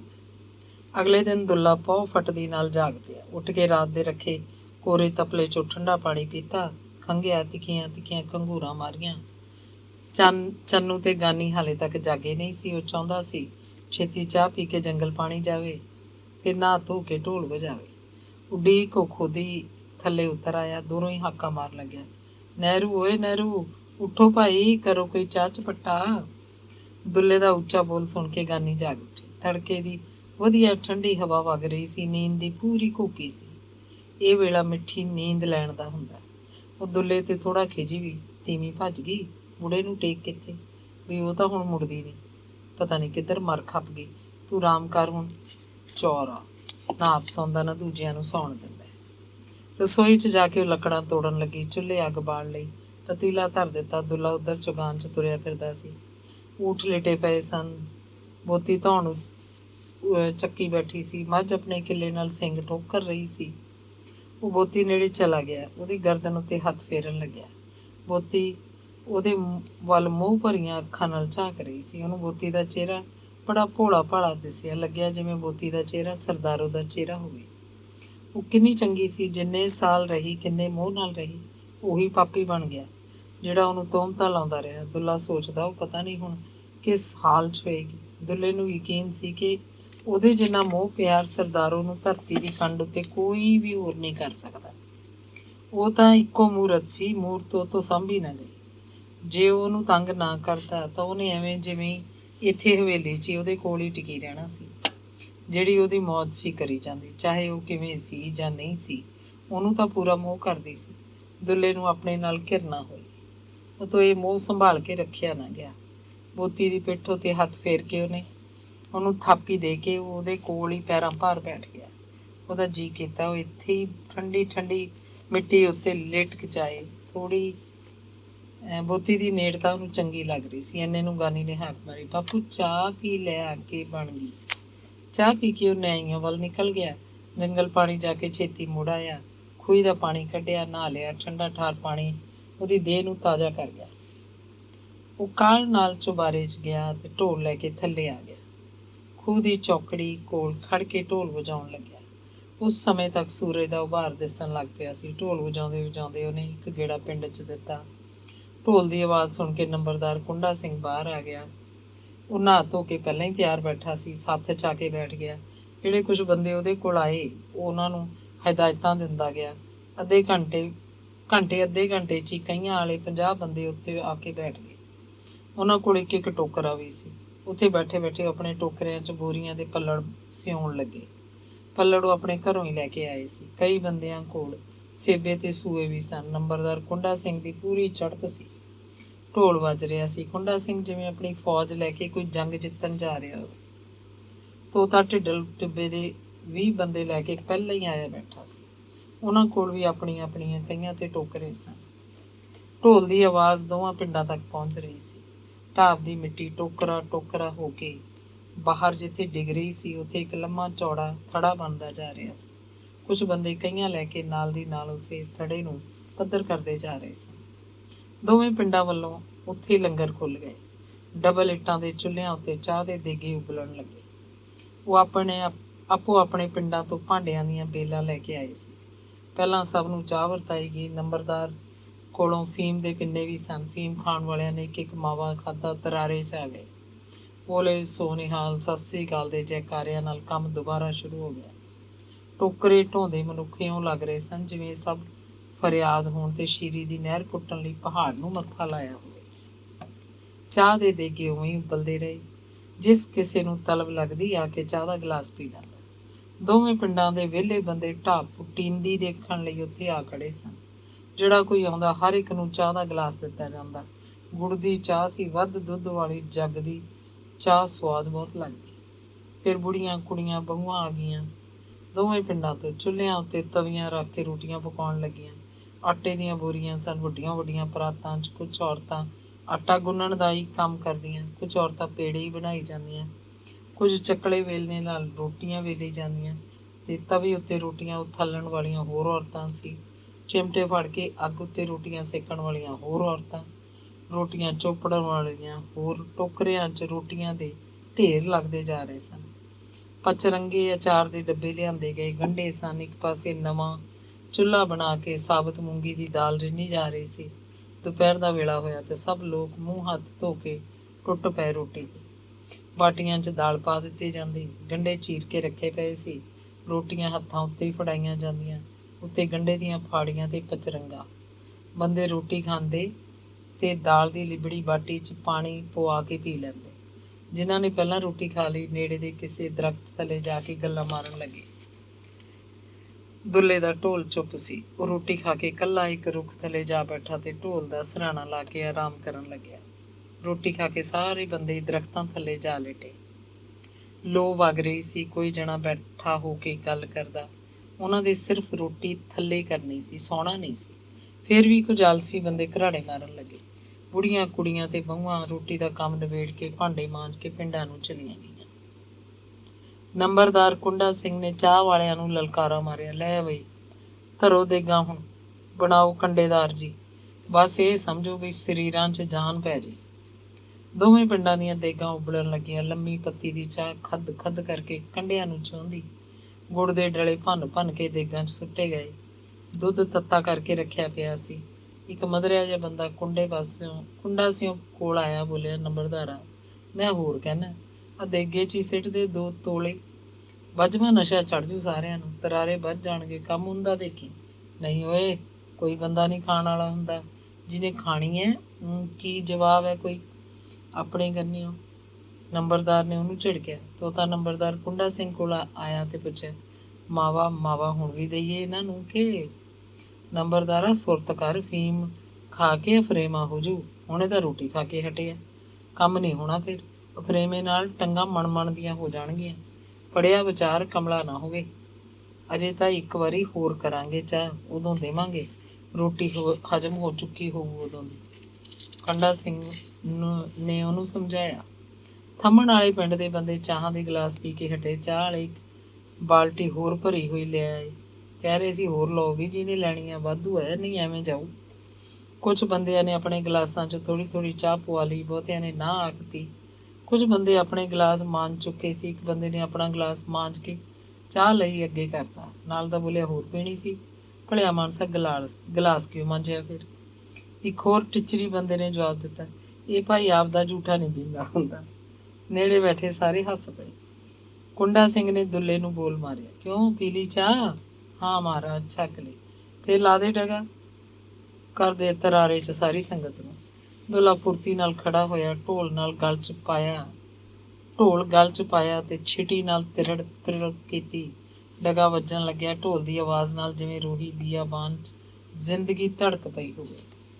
ਸੂਰਜ ਸਿਖਰ ਆਇਆ ਖੜਾ ਸੀ। ਟਿਕਵੀਂ ਗਰਮ ਹਵਾ ਚੱਲ ਰਹੀ ਸੀ, ਇੰਨੀ ਗਰਮ ਕਿ ਪਿੰਡਿਆਂ ਨੂੰ ਪਲਸੇਕ ਕੇ ਲੰਘਦੀ। ਅਸਮਾਨ 'ਚ ਕਿਧਰੇ ਕੋਈ ਬੱਦਲ ਨਹੀਂ ਸੀ। ਦਰਖਤਾਂ ਦੇ ਨਵੇਂ ਪੱਤੇ ਟਹਿਕੇ ਖੜੇ ਸੀ। ਆਕਾਸ਼ ਤੋਂ ਅੱਗ ਦੀਆਂ ਲਸਰਾਂ ਜਿਹੀਆਂ ਥੱਲੇ ਉਤਰਦੀਆਂ ਦਿਸਦੀਆਂ। ਕਿਧਰੇ ਕੋਈ ਨਿੱਕਾ ਜਿਹਾ ਵਾਵਰੋਲਾ ਉੱਠਦਾ ਤੇ ਗੋਲ ਗੋਲ ਘੁੰਮਦਾ, ਦੂਰ ਨਿਕਲ ਜਾਂਦਾ, ਆਪਣਾ ਆਕਾਰ ਖਾਸਾ ਵੱਡਾ ਬਣਾ ਕੇ। ਕਦੇ ਕਦੇ ਇੰਨਾ ਵੱਡਾ ਕਿ ਧਰਤੀ ਤੋਂ ਲੈ ਕੇ ਧੁਰ ਅਸਮਾਨ ਤੱਕ ਭੱਠੇ ਦੀ ਚਿਮਨੀ ਜੀ ਖੜੀ ਦਿਸਦੀ। ਦੋਵੇਂ ਨੰਬਰਦਾਰਾਂ ਦੇ ਮੋਢਿਆਂ ਦੇ ਸਮੋਸੇ ਹਵਾ 'ਚ ਲਹਿਰਾ ਰਹੇ ਸਨ। ਚਲੋ ਉੱਠੋ ਬਈ, ਚੋਬਰੋ, ਨਹੀਂ ਫਿਰ ਅਲੰਘ ਚੜ੍ਹ ਜੂ। ਚੱਕੋ ਕਈਆਂ ਟੋਕਰੇ, ਮਾਰੋ ਮੜਾਸੇ। ਬੰਦਿਆਂ ਦੀਆਂ ਟੋਲੀਆਂ ਢਾਬ ਵੱਲ ਵਧਣ ਲੱਗੀਆਂ। ਦੁੱਲਾ ਤੇਜ਼ ਰਫ਼ਤਾਰ ਨਾਲ ਢੋਲ ਵਜਾ ਰਿਹਾ ਸੀ। ਕੰਮ ਉੱਤੇ ਲੱਗਣ ਤੋਂ ਪਹਿਲਾਂ ਬੰਦਿਆਂ ਨੇ ਦੇਖਿਆ, ਖਾਸੀ ਮਿੱਟੀ ਚੁੱਕੀ ਗਈ ਹੈ। ਦੁੱਲੇ ਕੋਲ ਦੀ ਲੰਘਦੇ ਬੰਦੇ ਬੋਲੇ, ਇਹ ਸਭ ਦੁੱਲਾ ਸੂੰਹ ਦਾ ਤਰੱਦਦ ਹੈ ਭਾਈ। ਪਰ ਉਹਨਾਂ ਦੀ ਗੱਲ ਦੁੱਲੇ ਦੇ ਕੰਨੀ ਨਹੀਂ ਪਈ। ਸੂਰਜ ਪੱਛੋਂ ਵਿੱਚ ਖਾਸਾ ਥੱਲੇ ਲੈ ਗਿਆ ਤਾਂ ਚਾਹ ਦੀਆਂ ਦੇਗਾਂ ਫੇਰ ਉਬਲਣ ਲੱਗੀਆਂ। ਸਾਰੇ ਬੰਦੇ ਦਰਖਤਾਂ ਥੱਲੇ ਜਾ ਬੈਠੇ। ਕਿੱਕਰਾਂ, ਟਾਹਲੀਆਂ, ਨਿੰਮ, ਜੰਡ ਤੇ ਤੂਤਾਂ ਦੇ ਦਰਖਤ ਵਿਰਲੇ ਵਿਰਲੇ ਕਈ ਸਨ। ਕੋਰੀ ਅੱਗ ਵਰਦੀ ਤੇ ਪਿੰਡੇ ਲੂਹੇ ਜਾ ਰਹੇ ਸਨ। ਦੋਵੇਂ ਨੰਬਰਦਾਰ ਆਪਣੇ ਆਪਣੇ ਬੰਦਿਆਂ ਨੂੰ ਪਿੰਨਾਂ ਤੋੜ ਦੇ ਰਹੇ ਸਨ। ਕੋਈ ਜਣਾ ਚੁੰਡੀ ਤੋੜ ਕੇ ਨਾਲ ਦੇ ਨੂੰ ਫੜਾ ਦਿੰਦਾ, ਮੈਂ ਤਾਂ ਬਸ ਇੰਨੀ ਕਦਾਈ ਭਾਈਵਾਲ ਹਾਂ। ਕੋਈ ਜਣਾ ਹੋਰ ਮੰਗਦਾ, ਨੰਬਰਦਾਰਾ ਖੁੱਲ੍ਹੇ ਹੱਥ ਨਾਲ ਦੇ, ਕਿਰਸ ਨਾ ਕਰ ਹੁਣ, ਜੇ ਟੋਭਾ ਪਟਾਉਣਾ। ਦਿਨ ਛਿਪਣ ਵਾਲਾ ਸੀ। ਮਿੱਟੀ ਦਾ ਥੜਾ ਇੰਨਾ ਉੱਚਾ ਹੋ ਗਿਆ ਲੱਗਦਾ ਸੀ ਜਿਵੇਂ ਧਰਤੀ ਦਿਓਆਂ ਨੇ ਪੁੱਟੀ ਹੋਵੇ। ਕਈਆਂ ਟੋਕਰੇ ਟੋਕਰੀਆਂ ਭਾਂਡੇ ਸਾਂਭ ਕੇ ਦੋਵੇਂ ਪਿੰਡ ਘਰਾਂ ਨੂੰ ਚੱਲ ਪਏ। ਪਰ ਦੁੱਲਾ ਉਵੇਂ ਦਾ ਉਵੇਂ ਖੜਾ ਢੋਲ ਵਜਾ ਰਿਹਾ ਸੀ, ਅੱਖਾਂ ਬੰਦ, ਸਿਰ ਇੱਕ ਪਾਸੇ ਨੂੰ ਸਿੱਟਿਆ ਹੋਇਆ। ਉਹ ਮਸਤ ਸੀ। ਉਹਨੇ ਫੀਮ ਵੀ ਨਹੀਂ ਖਾਧੀ ਸੀ। ਅੱਖਾਂ ਅੱਗੇ ਢਾਬ 'ਚ ਐਨ ਵਿਚਕਾਰ ਪਾਣੀ ਦੀ ਮੋਟੀ ਧਾਰ ਤਾਂ ਉੱਠ ਰਹੀ ਸੀ। ਧਾਰ ਵਿੱਚ ਉਹਨੂੰ ਔਰਤ ਦਾ ਚਿਹਰਾ ਸਾਫ਼ ਦਿਸ ਰਿਹਾ ਸੀ। ਜਿਉਂ-ਜਿਉਂ ਚਿਹਰਾ ਹੋਰ ਉਘੜਦਾ, ਉਹਦਾ ਡਗਾ ਤੇਜ਼ ਵੱਜਣ ਲੱਗਦਾ। ਅੰਗ 14। 4 ਦਿਨਾਂ 'ਚ ਢਾਬ ਮੁਕੰਮਲ ਪੁੱਟ ਦਿੱਤੀ ਗਈ, ਇੰਨੀ ਡੂੰਘੀ ਕਿ ਖੜਾ ਆਦਮੀ ਦੂਰੋਂ ਨਾ ਦਿਸਦਾ ਹੋਵੇ। ਦੋਵੇਂ ਪਿੰਡਾਂ ਦੇ ਕੁਝ ਅਜਿਹੇ ਬੰਦੇ ਸਨ ਜਿਹੜੇ ਨਿੱਤ ਆਉਂਦੇ, ਬਾਕੀ ਸਭ ਬਦਲਵੇਂ ਬੰਦੇ ਹੁੰਦੇ। ਦੋਵੇਂ ਨੰਬਰਦਾਰ 4 ਦਿਨ ਹਾਜ਼ਰ ਰਹੇ। ਸਵੇਰ ਤੋਂ ਆਥਣ ਤੱਕ ਢਾਬ ਦੀ ਸਾਰੀ ਜ਼ਿੰਮੇਵਾਰੀ ਨੰਬਰਦਾਰਾਂ ਸਿਰ ਸੀ। ਲੰਗਰ ਦਾ ਕੰਮ ਲਗਾਤਾਰ ਚੱਲਿਆ। ਦੋਵੇਂ ਪਿੰਡਾਂ ਵੱਲੋਂ ਹੀ ਕਿਸੇ ਚੀਜ਼ ਦੀ ਕੋਈ ਟੋਟ ਨਹੀਂ ਸੀ। ਥੜੇ ਦੀ ਮਿੱਟੀ ਬਾਕੀ ਸਾਰੀ ਜ਼ਮੀਨ 'ਚ ਵਿਛਾ ਦਿੱਤੀ ਗਈ। ਥੜਾ ਆਦਮੀ ਦੇ ਲੱਕ ਬਰਾਬਰ ਉੱਚਾ ਸੀ। ਬੰਦੇ ਫਿਰਦੇ ਤੁਰਦੇ ਸੀ। ਨਾਲ ਦੀ ਨਾਲ ਮਿੱਟੀ ਲਤੜੀ ਵੀ ਗਈ। ਥੱਲਿਓਂ ਪੱਕੀ ਮਿੱਟੀ ਨਿਕਲੀ ਸੀ। ਕਿਧਰੇ ਕਾਲੀ ਮਿੱਟੀ, ਕਿਧਰੇ ਪੀਲੀ ਮਿੱਟੀ, ਕਿਧਰੇ ਰੋੜਾਂ ਵਾਲੀ ਪੀਲੀ ਮਿੱਟੀ ਰਲਾ ਮਿਲਾ ਕੇ ਥੜੇ ਉੱਤੇ ਸੀਮੈਂਟ ਵਾਂਗ ਜੰਮ ਗਈਆਂ ਮਿੱਟੀ ਦੀਆਂ ਤਹਿਆਂ। ਫਿਰ ਦੋਵੇਂ ਪਿੰਡਾਂ 'ਚੋਂ ਬਾਸ ਇਕੱਠੀ ਕੀਤੀ ਗਈ। ਥੰਮਣ ਵਾਲੇ 'ਚੋਂ ਵੱਧ ਪੈਸੇ ਬਣੇ, ਟਿੱਬੇ ਵਾਲੇ ਕੰਜੂਸ ਨਿਕਲੇ। ਥੜੇ ਦੇ ਟਿੱਬੇ ਵਾਲੇ ਪਾਸੇ ਖੂਹੀ ਲੱਗ ਗਈ। ਪਾਣੀ ਬਹੁਤੀ ਦੂਰ ਨਹੀਂ ਸੀ। ਪਾਣੀ ਪੀਣ 'ਚ ਸੁਆਦ ਸੀ। ਦਿਨ ਲੰਘੇ ਤਾਂ ਮੀਂਹ ਦੀ ਉਡੀਕ ਹੋਣ ਲੱਗੀ। ਬੱਦਲਾਂ ਨਾਲ ਅਸਮਾਨ ਤਾਂ ਭਰਿਆ ਰਹਿੰਦਾ, ਪਰ ਕਿਧਰੇ ਵਰਦਾ ਨਹੀਂ ਸੀ। ਫਸਲਾਂ ਬੀਜਣ ਲਈ ਕਿਸਾਨ ਉਤਾਵਲੇ ਸਨ। ਇੱਕ ਮੀਂਹ ਪਵੇ ਤਾਂ ਉਹ ਜ਼ਮੀਨਾਂ ਵਾਹੁਣ। ਕਰਸਾਹ ਦੀ ਰੁੱਤ ਬੜੀ ਚੰਦਰੀ ਰੁੱਤ ਸੀ। ਐਵੇਂ ਮੁੜਕਾ ਆਈ ਜਾਂਦਾ। ਖੜੇ ਖੜੇ ਹੀ ਪਿੰਡਾ ਤ੍ਰਿਪ ਤ੍ਰਿਪ ਜਿਉਣ ਲੱਗਦਾ। ਕਾਲੇ ਰੋੜ, ਪੀਲੇ ਰੋੜ, ਹਾੜੇ ਰੱਬਾ ਵੱਟਾਂ ਤੋੜ, ਤੇ ਫਿਰ ਵੱਟਾਂ ਤੋੜ ਹੀ ਬੱਦਲ ਵਰਿਆ। ਜਲ ਥਲ ਇੱਕ ਹੋ ਗਿਆ। ਨੇੜੇ ਦੇ ਖੇਤਾਂ ਦਾ ਪਾਣੀ ਵੀ ਢਾਬ 'ਚ ਇਕੱਠਾ ਹੋ ਗਿਆ। ਥੜਾ ਦੱਬਿਆ ਗਿਆ ਤੇ ਨੀਵਾਂ ਹੋ ਗਿਆ। ਢਾਬ ਦਾ ਪਾਣੀ ਕੰਢਿਆਂ ਨੂੰ ਛੋਹਣ ਲੱਗਿਆ। ਖੂਹੀ ਉੱਤੇ ਇੱਕ ਟੁੱਟੀ ਜਿਹੀ ਬਾਲਟੀ ਰੱਸਾ ਬੰਨ੍ਹ ਕੇ ਰੱਖਤੀ ਗਈ ਸੀ। ਰੱਸੇ ਦਾ ਇੱਕ ਸਿਰਾ ਖੂਹੀ ਦੀ ਮਾਣ 'ਚ ਲੱਗੇ ਕੁੰਡੇ ਨਾਲ ਬੰਨ੍ਹਿਆ ਰਹਿੰਦਾ। ਬਾਲਟੀ 'ਚ ਆਉਂਦੀ ਸੀ, ਉੱਤੇ ਆਉਂਦੀ ਆਉਂਦੀ ਅੱਧੀ ਹੋ ਜਾਂਦੀ। ਪੀਣ ਵੇਲੇ ਤੱਕ ਆਦਮੀ ਦੀ ਤੇ ਜਿੰਨਾ ਹੀ ਪਾਣੀ ਬਾਕੀ ਬਚਦਾ। ਇਹ ਟੁੱਟੀ ਬਾਲਟੀ ਠੀਕ ਹੀ ਕਿਸੇ ਨੇ ਰੱਖੀ ਸੀ। ਨਵੀਂ ਬਾਲਟੀ ਹੁੰਦੀ ਤਾਂ ਗਾਇਬ ਹੋ ਜਾਂਦੀ। ਨਵੀਂ ਚੀਜ਼ ਨੂੰ ਕੌਣ ਛੱਡਦਾ? ਰੂਹੀ ਬੀਆਬਾਨ 'ਚ। ਦੁੱਲਾ ਖੂਹੀ ਲੱਗਣ ਵੇਲੇ ਵੀ ਢੋਲ ਲੈ ਕੇ ਇੱਥੇ ਆਉਂਦਾ ਰਿਹਾ। ਢੋਲ ਵਜਾ ਕੇ ਲੋਕਾਂ ਨੂੰ ਇਕੱਠੇ ਕਰਦਾ। ਕੰਮ ਕਰਦੇ ਬੰਦੇ ਉਹਦੇ ਢੋਲ ਕਰਕੇ ਤਾਜ਼ਾ ਦਮ ਬਣੇ ਰਹਿੰਦੇ, ਜਿਵੇਂ ਉਹਨਾਂ ਨੂੰ ਨਾਲ ਦੀ ਨਾਲ ਸ਼ਾਬਾਸ਼ ਮਿਲ ਰਹੀ ਹੋਵੇ। ਬਰਸਾਤਾਂ ਦੇ ਦਿਨ ਸਨ। ਹੁਣ ਜਦੋਂ ਕਦੇ ਮੌਸਮ ਚੰਗਾ ਹੁੰਦਾ, ਮੀਂਹ ਪੈ ਕੇ ਹਟਦਾ ਤੇ ਮਿੱਠੀ ਮਿੱਠੀ ਹਵਾ ਵਗਦੀ, ਉਹ ਢੋਲ ਲੈ ਕੇ ਢਾਬ 'ਤੇ ਆ ਜਾਂਦਾ ਤੇ ਇਕੱਲਾ ਹੀ ਢੋਲ ਵਜਾਉਣ ਲੱਗਦਾ। ਢਾਬ ਦਾ ਪਾਣੀ ਨੀਵਾਂ ਹੁੰਦਾ ਰਹਿੰਦਾ। ਨਵੀਂ ਮਿੱਟੀ ਸੀ, ਪਾਣੀ ਸੋਕਦੀ, ਪਰ ਹੋਰ ਮੀਂਹ ਪੈ ਜਾਂਦਾ ਤੇ ਢਾਬ ਉਵੇਂ ਦੀ ਉਵੇਂ ਭਰ ਜਾਂਦੀ। ਟੋਏ 'ਚੋਂ ਪਾਣੀ ਦੀ ਧਾਰ ਉੱਠਣ ਦਾ ਨਜ਼ਾਰਾ ਹੁਣ ਦੁੱਲੇ ਦੇ ਸੁਪਨਿਆਂ 'ਚ ਕਿਧਰੇ ਨਹੀਂ ਰਹਿ ਗਿਆ ਸੀ। ਪਰ ਔਰਤ ਦਾ ਚਿਹਰਾ ਨਹੀਂ ਭੁੱਲਦਾ ਸੀ ਉਹਨੂੰ। ਇਹ ਚਿਹਰਾ ਸਰਦਾਰੂ ਦਾ ਸੀ। ਉਹ ਢੋਲ ਵਜਾਉਂਦਾ ਤੇ ਅੱਖਾਂ ਮੀਟ ਲੈਂਦਾ, ਸਿਰ ਇੱਕ ਪਾਸੇ ਸੁੱਟ ਲੈਂਦਾ। ਸਰਦਾਰੂ ਉਹਦੇ ਸਾਹਮਣੇ ਆ ਖੜੀ ਹੁੰਦੀ, ਪਰ ਉਹ ਸਰਦਾਰੂ ਨੂੰ ਹੱਥ ਲਾ ਕੇ ਨਹੀਂ ਛੂਹ ਸਕਦਾ ਸੀ। ਜਦੋਂ ਹੀ ਢੋਲ ਬੰਦ ਹੁੰਦਾ, ਉਹ ਅੱਖਾਂ ਖੋਲ੍ਹਦਾ, ਸਰਦਾਰੂ ਗਾਇਬ ਹੋ ਜਾਂਦੀ। ਉਹ ਘੰਟਿਆਂ ਬੱਧੀ ਢਾਬ ਕਿਨਾਰੇ ਖੜਾ ਢੋਲ ਵਜਾਉਂਦਾ ਰਹਿੰਦਾ। ਤੇਹ ਲੱਗਦੀ ਤਾਂ ਬਾਲਟੀ ਖਿੱਚ ਕੇ ਖੂਹੀ ਦਾ ਪਾਣੀ ਪੀ ਲੈਂਦਾ, ਫਿਰ ਢੋਲ ਵਜਾਉਣ ਲੱਗਦਾ। ਕਦੇ ਉਹਦੀ ਰੂਹ ਬਹੁਤਾ ਹੀ ਕੁਰਲਾ ਉੱਠਦੀ ਤਾਂ ਢੋਲ ਫਿਰ ਗਲੋਂ ਲਾ ਕੇ ਉੱਚੀ ਉੱਚੀ ਹੀਰ ਗਾਉਣ ਲੱਗਦਾ। ਹੀਰ ਆਖਦੀ, ਜੋਗੀਆ ਝੂਠ ਬੋਲੇ, ਕੌਣ ਰੁੱਠੜੇ ਯਾਰ ਮਨਾਉਂਦਾ ਏ। ਸਾਡੇ ਚੰਮ ਦੀਆਂ ਜੁੱਤੀਆਂ ਕਰੇ ਸੋਈ, ਜਿਹੜਾ ਜਿਉਂਦਾ ਜਿਉ ਦਾ ਰੋਗ ਗਵਾਉਂਦਾ ਏ। ਇੱਕ ਜੱਟ ਦੇ ਖੇਤ ਨੂੰ ਅੱਗ ਲੱਗੀ, ਦੇਖਾਂ ਆਣ ਕੇ ਕਦੋਂ ਬੁਝਾਉਂਦਾ ਏ। ਦੇਵਾਂ ਚੂਰੀਆਂ ਘਿਓ ਦੇ ਬਾਲ ਦੀਵੇ, ਵਾਰਸ ਸ਼ਾਹ ਜੇ ਸੁਣਾ ਮੈਂ ਆਉਂਦਾ ਏ। ਦੁੱਲੇ ਦੀ ਹਵੇਲੀ 'ਚ ਜੀ ਨਾ ਲੱਗਦਾ। ਹਵੇਲੀ ਜਿਵੇਂ ਉਜਾੜ ਹੋਵੇ। ਉਹਦੇ ਨੂੰਹ ਪੁੱਤ ਤੇ ਪੋਤਾ ਉਹਨੂੰ ਤੁਰਦੇ ਫਿਰਦੇ ਭੂਤ ਨਜ਼ਰ ਆਉਂਦੇ। ਨਹਿਰੂ ਨੂੰ ਉਹਨੇ ਕਦੇ ਲਾਡ ਨਾ ਕੀਤਾ, ਕਦੇ ਬੁਲਾਇਆ ਨਹੀਂ। ਚੰਨੂ ਤੇ ਗਾਨੀ ਹੈਰਾਨ ਤੇ ਫਿਕਰਮੰਦ ਸਨ ਕਿ ਬਾਪੂ ਨੂੰ ਕੀ ਹੋ ਗਿਆ। ਉਹ ਅੰਦਰੇ ਅੰਦਰ ਕਿਉਂ ਮਰਦਾ ਜਾਂਦਾ? ਤੀਵੀਂ ਨਹੀਂ ਤਾਂ ਕੀ, ਉਹ ਸਬਰ ਕਿਉਂ ਨਹੀਂ ਕਰ ਲੈਂਦਾ? ਕਿਉਂ ਉਹਨੂੰ ਝੂਰਦਾ ਤੇ ਆਪਣਾ ਅੰਦਰ ਸਾੜਦਾ ਰਹਿੰਦਾ? ਬਾਪੂ ਨੂੰ ਪੁੱਛਣ ਦੀ ਉਹਨਾਂ 'ਚ ਹਿੰਮਤ ਹੀ ਨਹੀਂ ਸੀ। ਉਹਦੀ ਚੁੱਪ ਤੋਂ ਡਰਦੇ ਸਨ। ਉਹਦੇ ਅੱਗੇ ਲਿਜਾ ਕੇ ਰੋਟੀ ਰੱਖ ਦਿੰਦੇ, ਉਹ ਚੁੱਪਚਾਪ ਖਾ ਲੈਂਦਾ। ਚਾਹ ਦਿੰਦੇ, ਚਾਹ ਪੀ ਲੈਂਦਾ। ਆਪਣੇ ਕੱਪੜੇ ਆਪ ਧੋਂਦਾ। ਉਹਦੀ ਕੋਈ ਮੰਗ ਨਹੀਂ ਸੀ, ਉਹਦੀ ਕੋਈ ਸ਼ਿਕਾਇਤ ਨਹੀਂ ਸੀ। ਗਾਨੀ ਦੇਖਦੀ ਉਹ ਆਪਣੇ ਕੱਪੜੇ ਆਪ ਧੋਂਦਾ ਰੋ ਰਿਹਾ ਹੁੰਦਾ। ਇੱਕ ਦਿਨ ਗਾਨੀ ਨੇ ਕਿਹਾ, ਲਿਆ ਬਾਪੂ ਮੈਂ ਧੋ ਦਿੰਦੀ ਹਾਂ ਤੇਰਾ ਕੁੜਤਾ, ਪਰ ਉਹਨੇ ਇਨਕਾਰ 'ਚ ਉਂਗਲ ਮਾਰਤੀ। ਇੱਕ ਦਿਨ ਉਹ ਊਠ ਦਾ ਗਾਹਕ ਆਇਆ, ਕੋਈ ਸੌਦਾ ਹੋ ਗਿਆ, ਪਰ ਚੰਨੂ ਚਾਹੁੰਦਾ ਸੀ ਬਾਪੂ ਨੂੰ ਪੁੱਛ ਲਵਾਂ। ਗਾਹਕ ਨੂੰ ਨਾਲ ਲੈ ਕੇ ਚੁਬਾਰੇ 'ਚ ਗਿਆ। ਦੁੱਲਾ ਮੰਜੇ ਉੱਤੇ ਟੇਢਾ ਜਿਹਾ ਹੋ ਕੇ ਬੈਠਾ ਕੁਝ ਸੋਚ ਰਿਹਾ ਸੀ। ਬਿੰਦੇ ਬਿੰਦੇ ਦਾੜੀ 'ਚ ਖੁਰਕ ਕਰਦਾ, ਕੰਨ 'ਚ ਉਂਗਲ ਫੇਰਦਾ, ਆਪਣਾ ਸਿਰ ਝੰਜਕਦਾ। ਉਹਨਾਂ ਨੂੰ ਦੇਖ ਕੇ ਉਹ ਸਿੱਧਾ ਹੋ ਕੇ ਬੈਠ ਗਿਆ। ਗਾਹਕ ਦੇ ਚਿਹਰੇ ਵੱਲ ਗੌਰ ਨਾਲ ਦੇਖਿਆ। ਬਾਪੂ ਉੱਠ, ਬਾਪੂ ਊਠ ਵਿਕਦਾ ਹੈ, ਵੇਚ ਦੀਏ? ਚੰਨੂ ਖੜਾ ਖੜਾ ਹੀ ਬੋਲਿਆ। ਦੁੱਲੇ ਨੇ ਪੁੱਛਿਆ, ਕਿਹੜਾ? ਉਹੀ ਕਾਲੀ ਪੂਛ ਵਾਲਾ ਜਿਹੜਾ ਆਪਾਂ ਕਾਲੇ ਕਿਆਤ ਤੋਂ ਲਿਆਂਦਾ ਸੀ।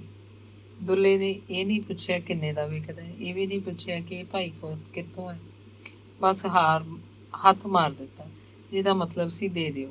ਗਾਹਕ ਨੇ ਪੈਸੇ ਖਰੇ ਕਰਾਏ ਤੇ ਊਠ ਦੀ ਮੁਹਾਰ ਪੱਲੇ ਪਵਾ ਕੇ ਤੁਰ ਗਿਆ। ਊਠ ਉਹਨਾਂ ਕੋਲ 2 ਸਾਲ ਤੋਂ ਸੀ। ਚੰਨੂ ਨੇ ਹੌਕਾ 'ਚ ਲਿਆ। ਕਿੰਨਾ ਸੀਲ ਸੁਭਾਅ ਸੀ, ਜਿਵੇਂ ਉਹਨੇ ਬੰਦਾ ਵੇਚਿਆ ਹੋਵੇ। ਨੋਟਾਂ ਦੀ ਥੱਬੀ ਲੈ ਕੇ ਉਹ ਚੁਬਾਰੇ 'ਚ ਗਿਆ ਤੇ ਦੁੱਲੇ ਨੂੰ ਕਿਹਾ, ਬਾਪੂ ਲੈ ਫੜ, ਵੇਚਦਾ। ਦੁੱਲੇ ਨੇ ਨੋਟ ਨਹੀਂ ਫੜੇ, ਇਸ਼ਾਰਾ ਕੀਤਾ, ਜਿਹਦਾ ਮਤਲਬ ਸੀ ਉਹ ਪੈਸੇ ਆਪਣੇ ਕੋਲ ਹੀ ਰੱਖੇ। ਚੰਨੂ ਬੜਾ ਹੈਰਾਨ ਹੋਇਆ ਤੇ ਬੇਥਾਂ ਖੁਸ਼ ਵੀ। ਇੱਦਾਂ ਦਾ ਬਾਪੂ ਨੇ ਪਹਿਲਾਂ ਕਦੇ ਨਹੀਂ ਕੀਤਾ ਸੀ।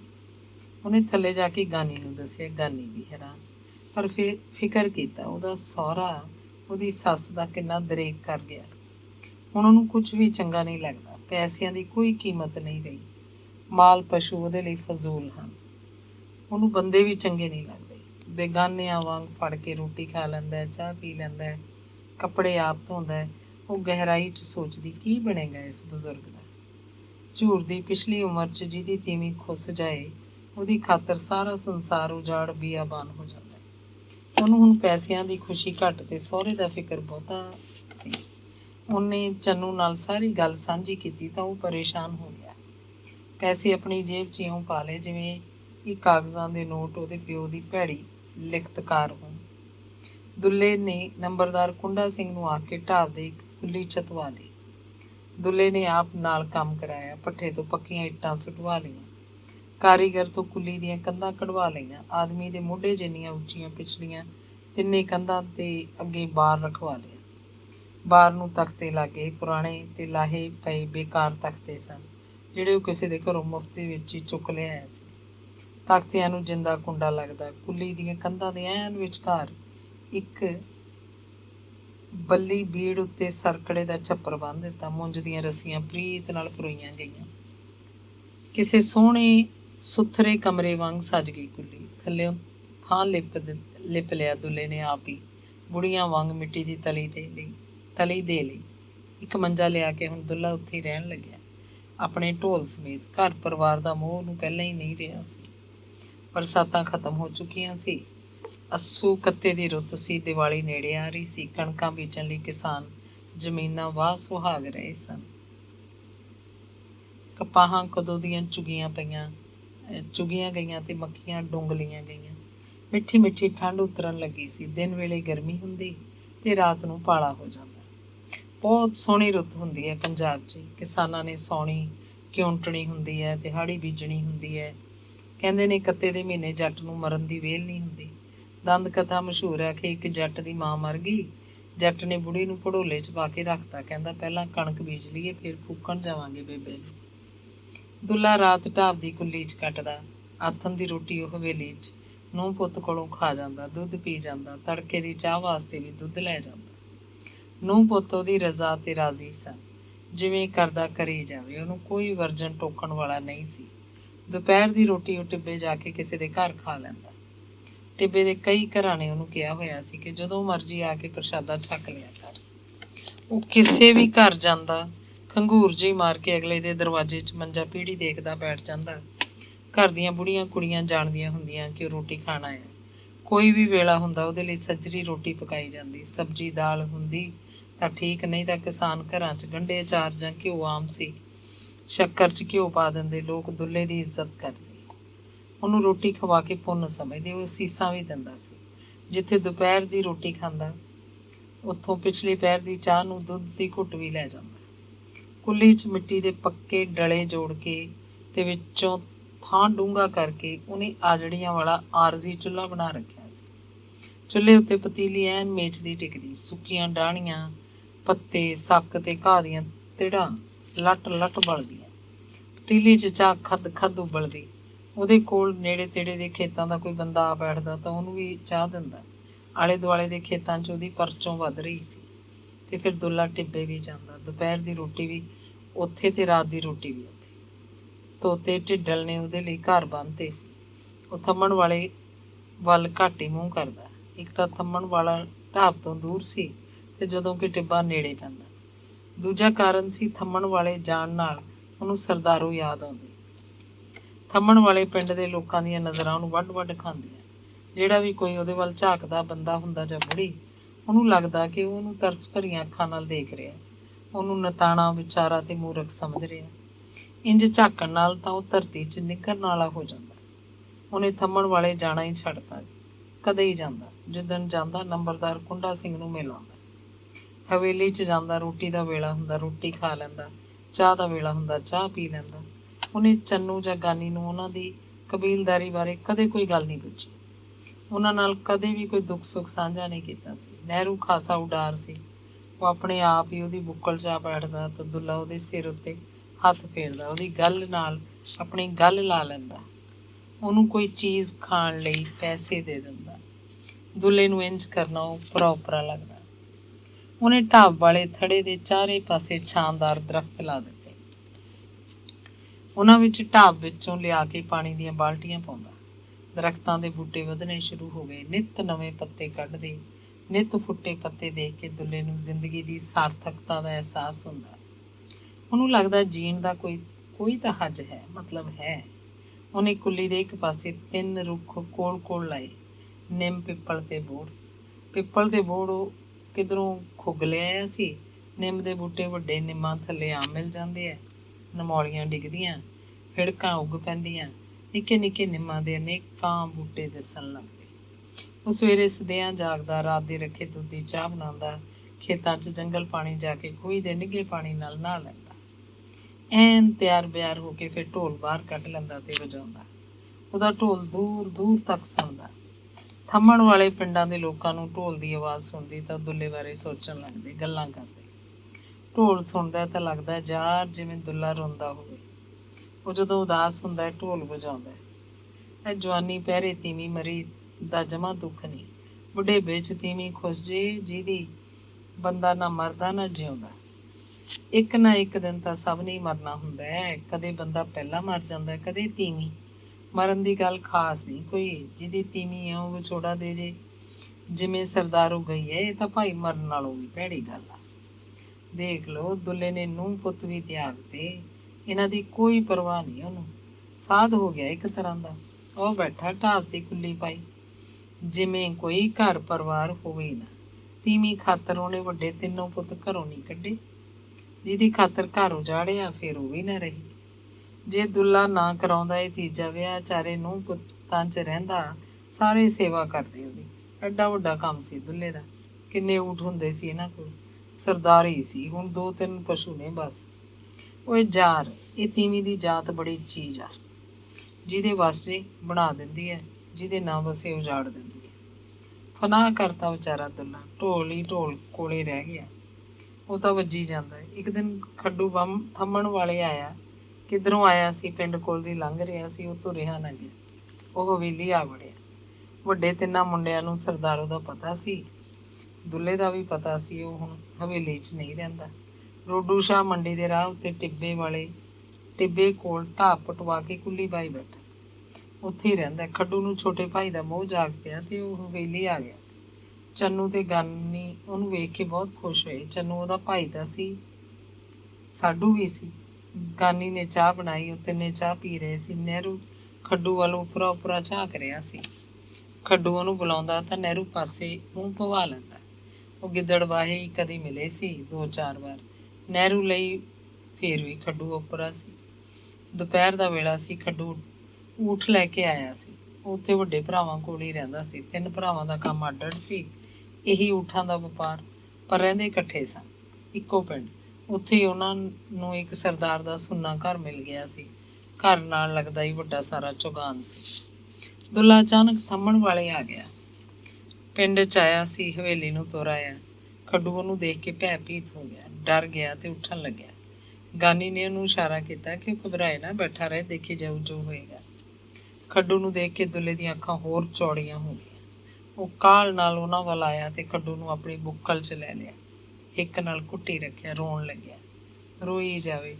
ਚੰਨੂ ਤੇ ਗਾਨੀ ਹੈਰਾਨ ਹੋਈ, ਬਾਪੂ ਨੂੰ ਇਹ ਕੀ ਹੋ ਗਿਆ? ਕੀ ਉਹਨੇ ਖੱਡੂ ਨੂੰ ਮਾਫ਼ ਕਰ ਦਿੱਤਾ? ਪਰਾਂ ਬਹਿ ਕੇ ਦੁੱਲਾ ਖੱਡੂ ਵੱਲ ਲਗਾਤਾਰ ਝਾਕੀ ਜਾ ਰਿਹਾ ਸੀ। ਖੱਡੂ ਵਿੱਚੋਂ ਉਹਨੂੰ ਪਤਾ ਨਹੀਂ ਕੀ ਦਿਸ ਰਿਹਾ ਸੀ। ਦੁੱਲਾ ਬੋਲਿਆ ਇੱਕ ਸ਼ਬਦ ਵੀ ਨਹੀਂ। ਥੋੜ੍ਹਾ ਚਿਰ ਹੀ ਬੈਠਾ ਤੇ ਤੁਰ ਗਿਆ। ਅੰਗ 15ਵਾਂ। ਇੰਨੇ ਚਿਰਾਂ ਤੋਂ ਕਿਸੇ ਨੇ ਮੁਕੰਦ ਸਹੁੰ ਦੀ ਹਵੇਲੀ ਦੀ ਉਗ ਸੁਗ ਨਹੀਂ ਲਈ ਸੀ, ਪਰ ਪਿੰਡ ਦੇ ਲੋਕਾਂ ਨੂੰ ਉਡੀਕ ਜ਼ਰੂਰ ਸੀ ਕਿ ਉਹ ਇੱਕ ਦਿਨ ਆਉਣਗੇ। ਇਸ ਹਵੇਲੀ ਉੱਤੇ ਅਕਾਲਗੜ੍ਹ ਤੇ ਨੰਗਲ ਵਾਲਿਆਂ ਦਾ ਵੀ ਦਾਈ ਹੱਕ ਸੀ।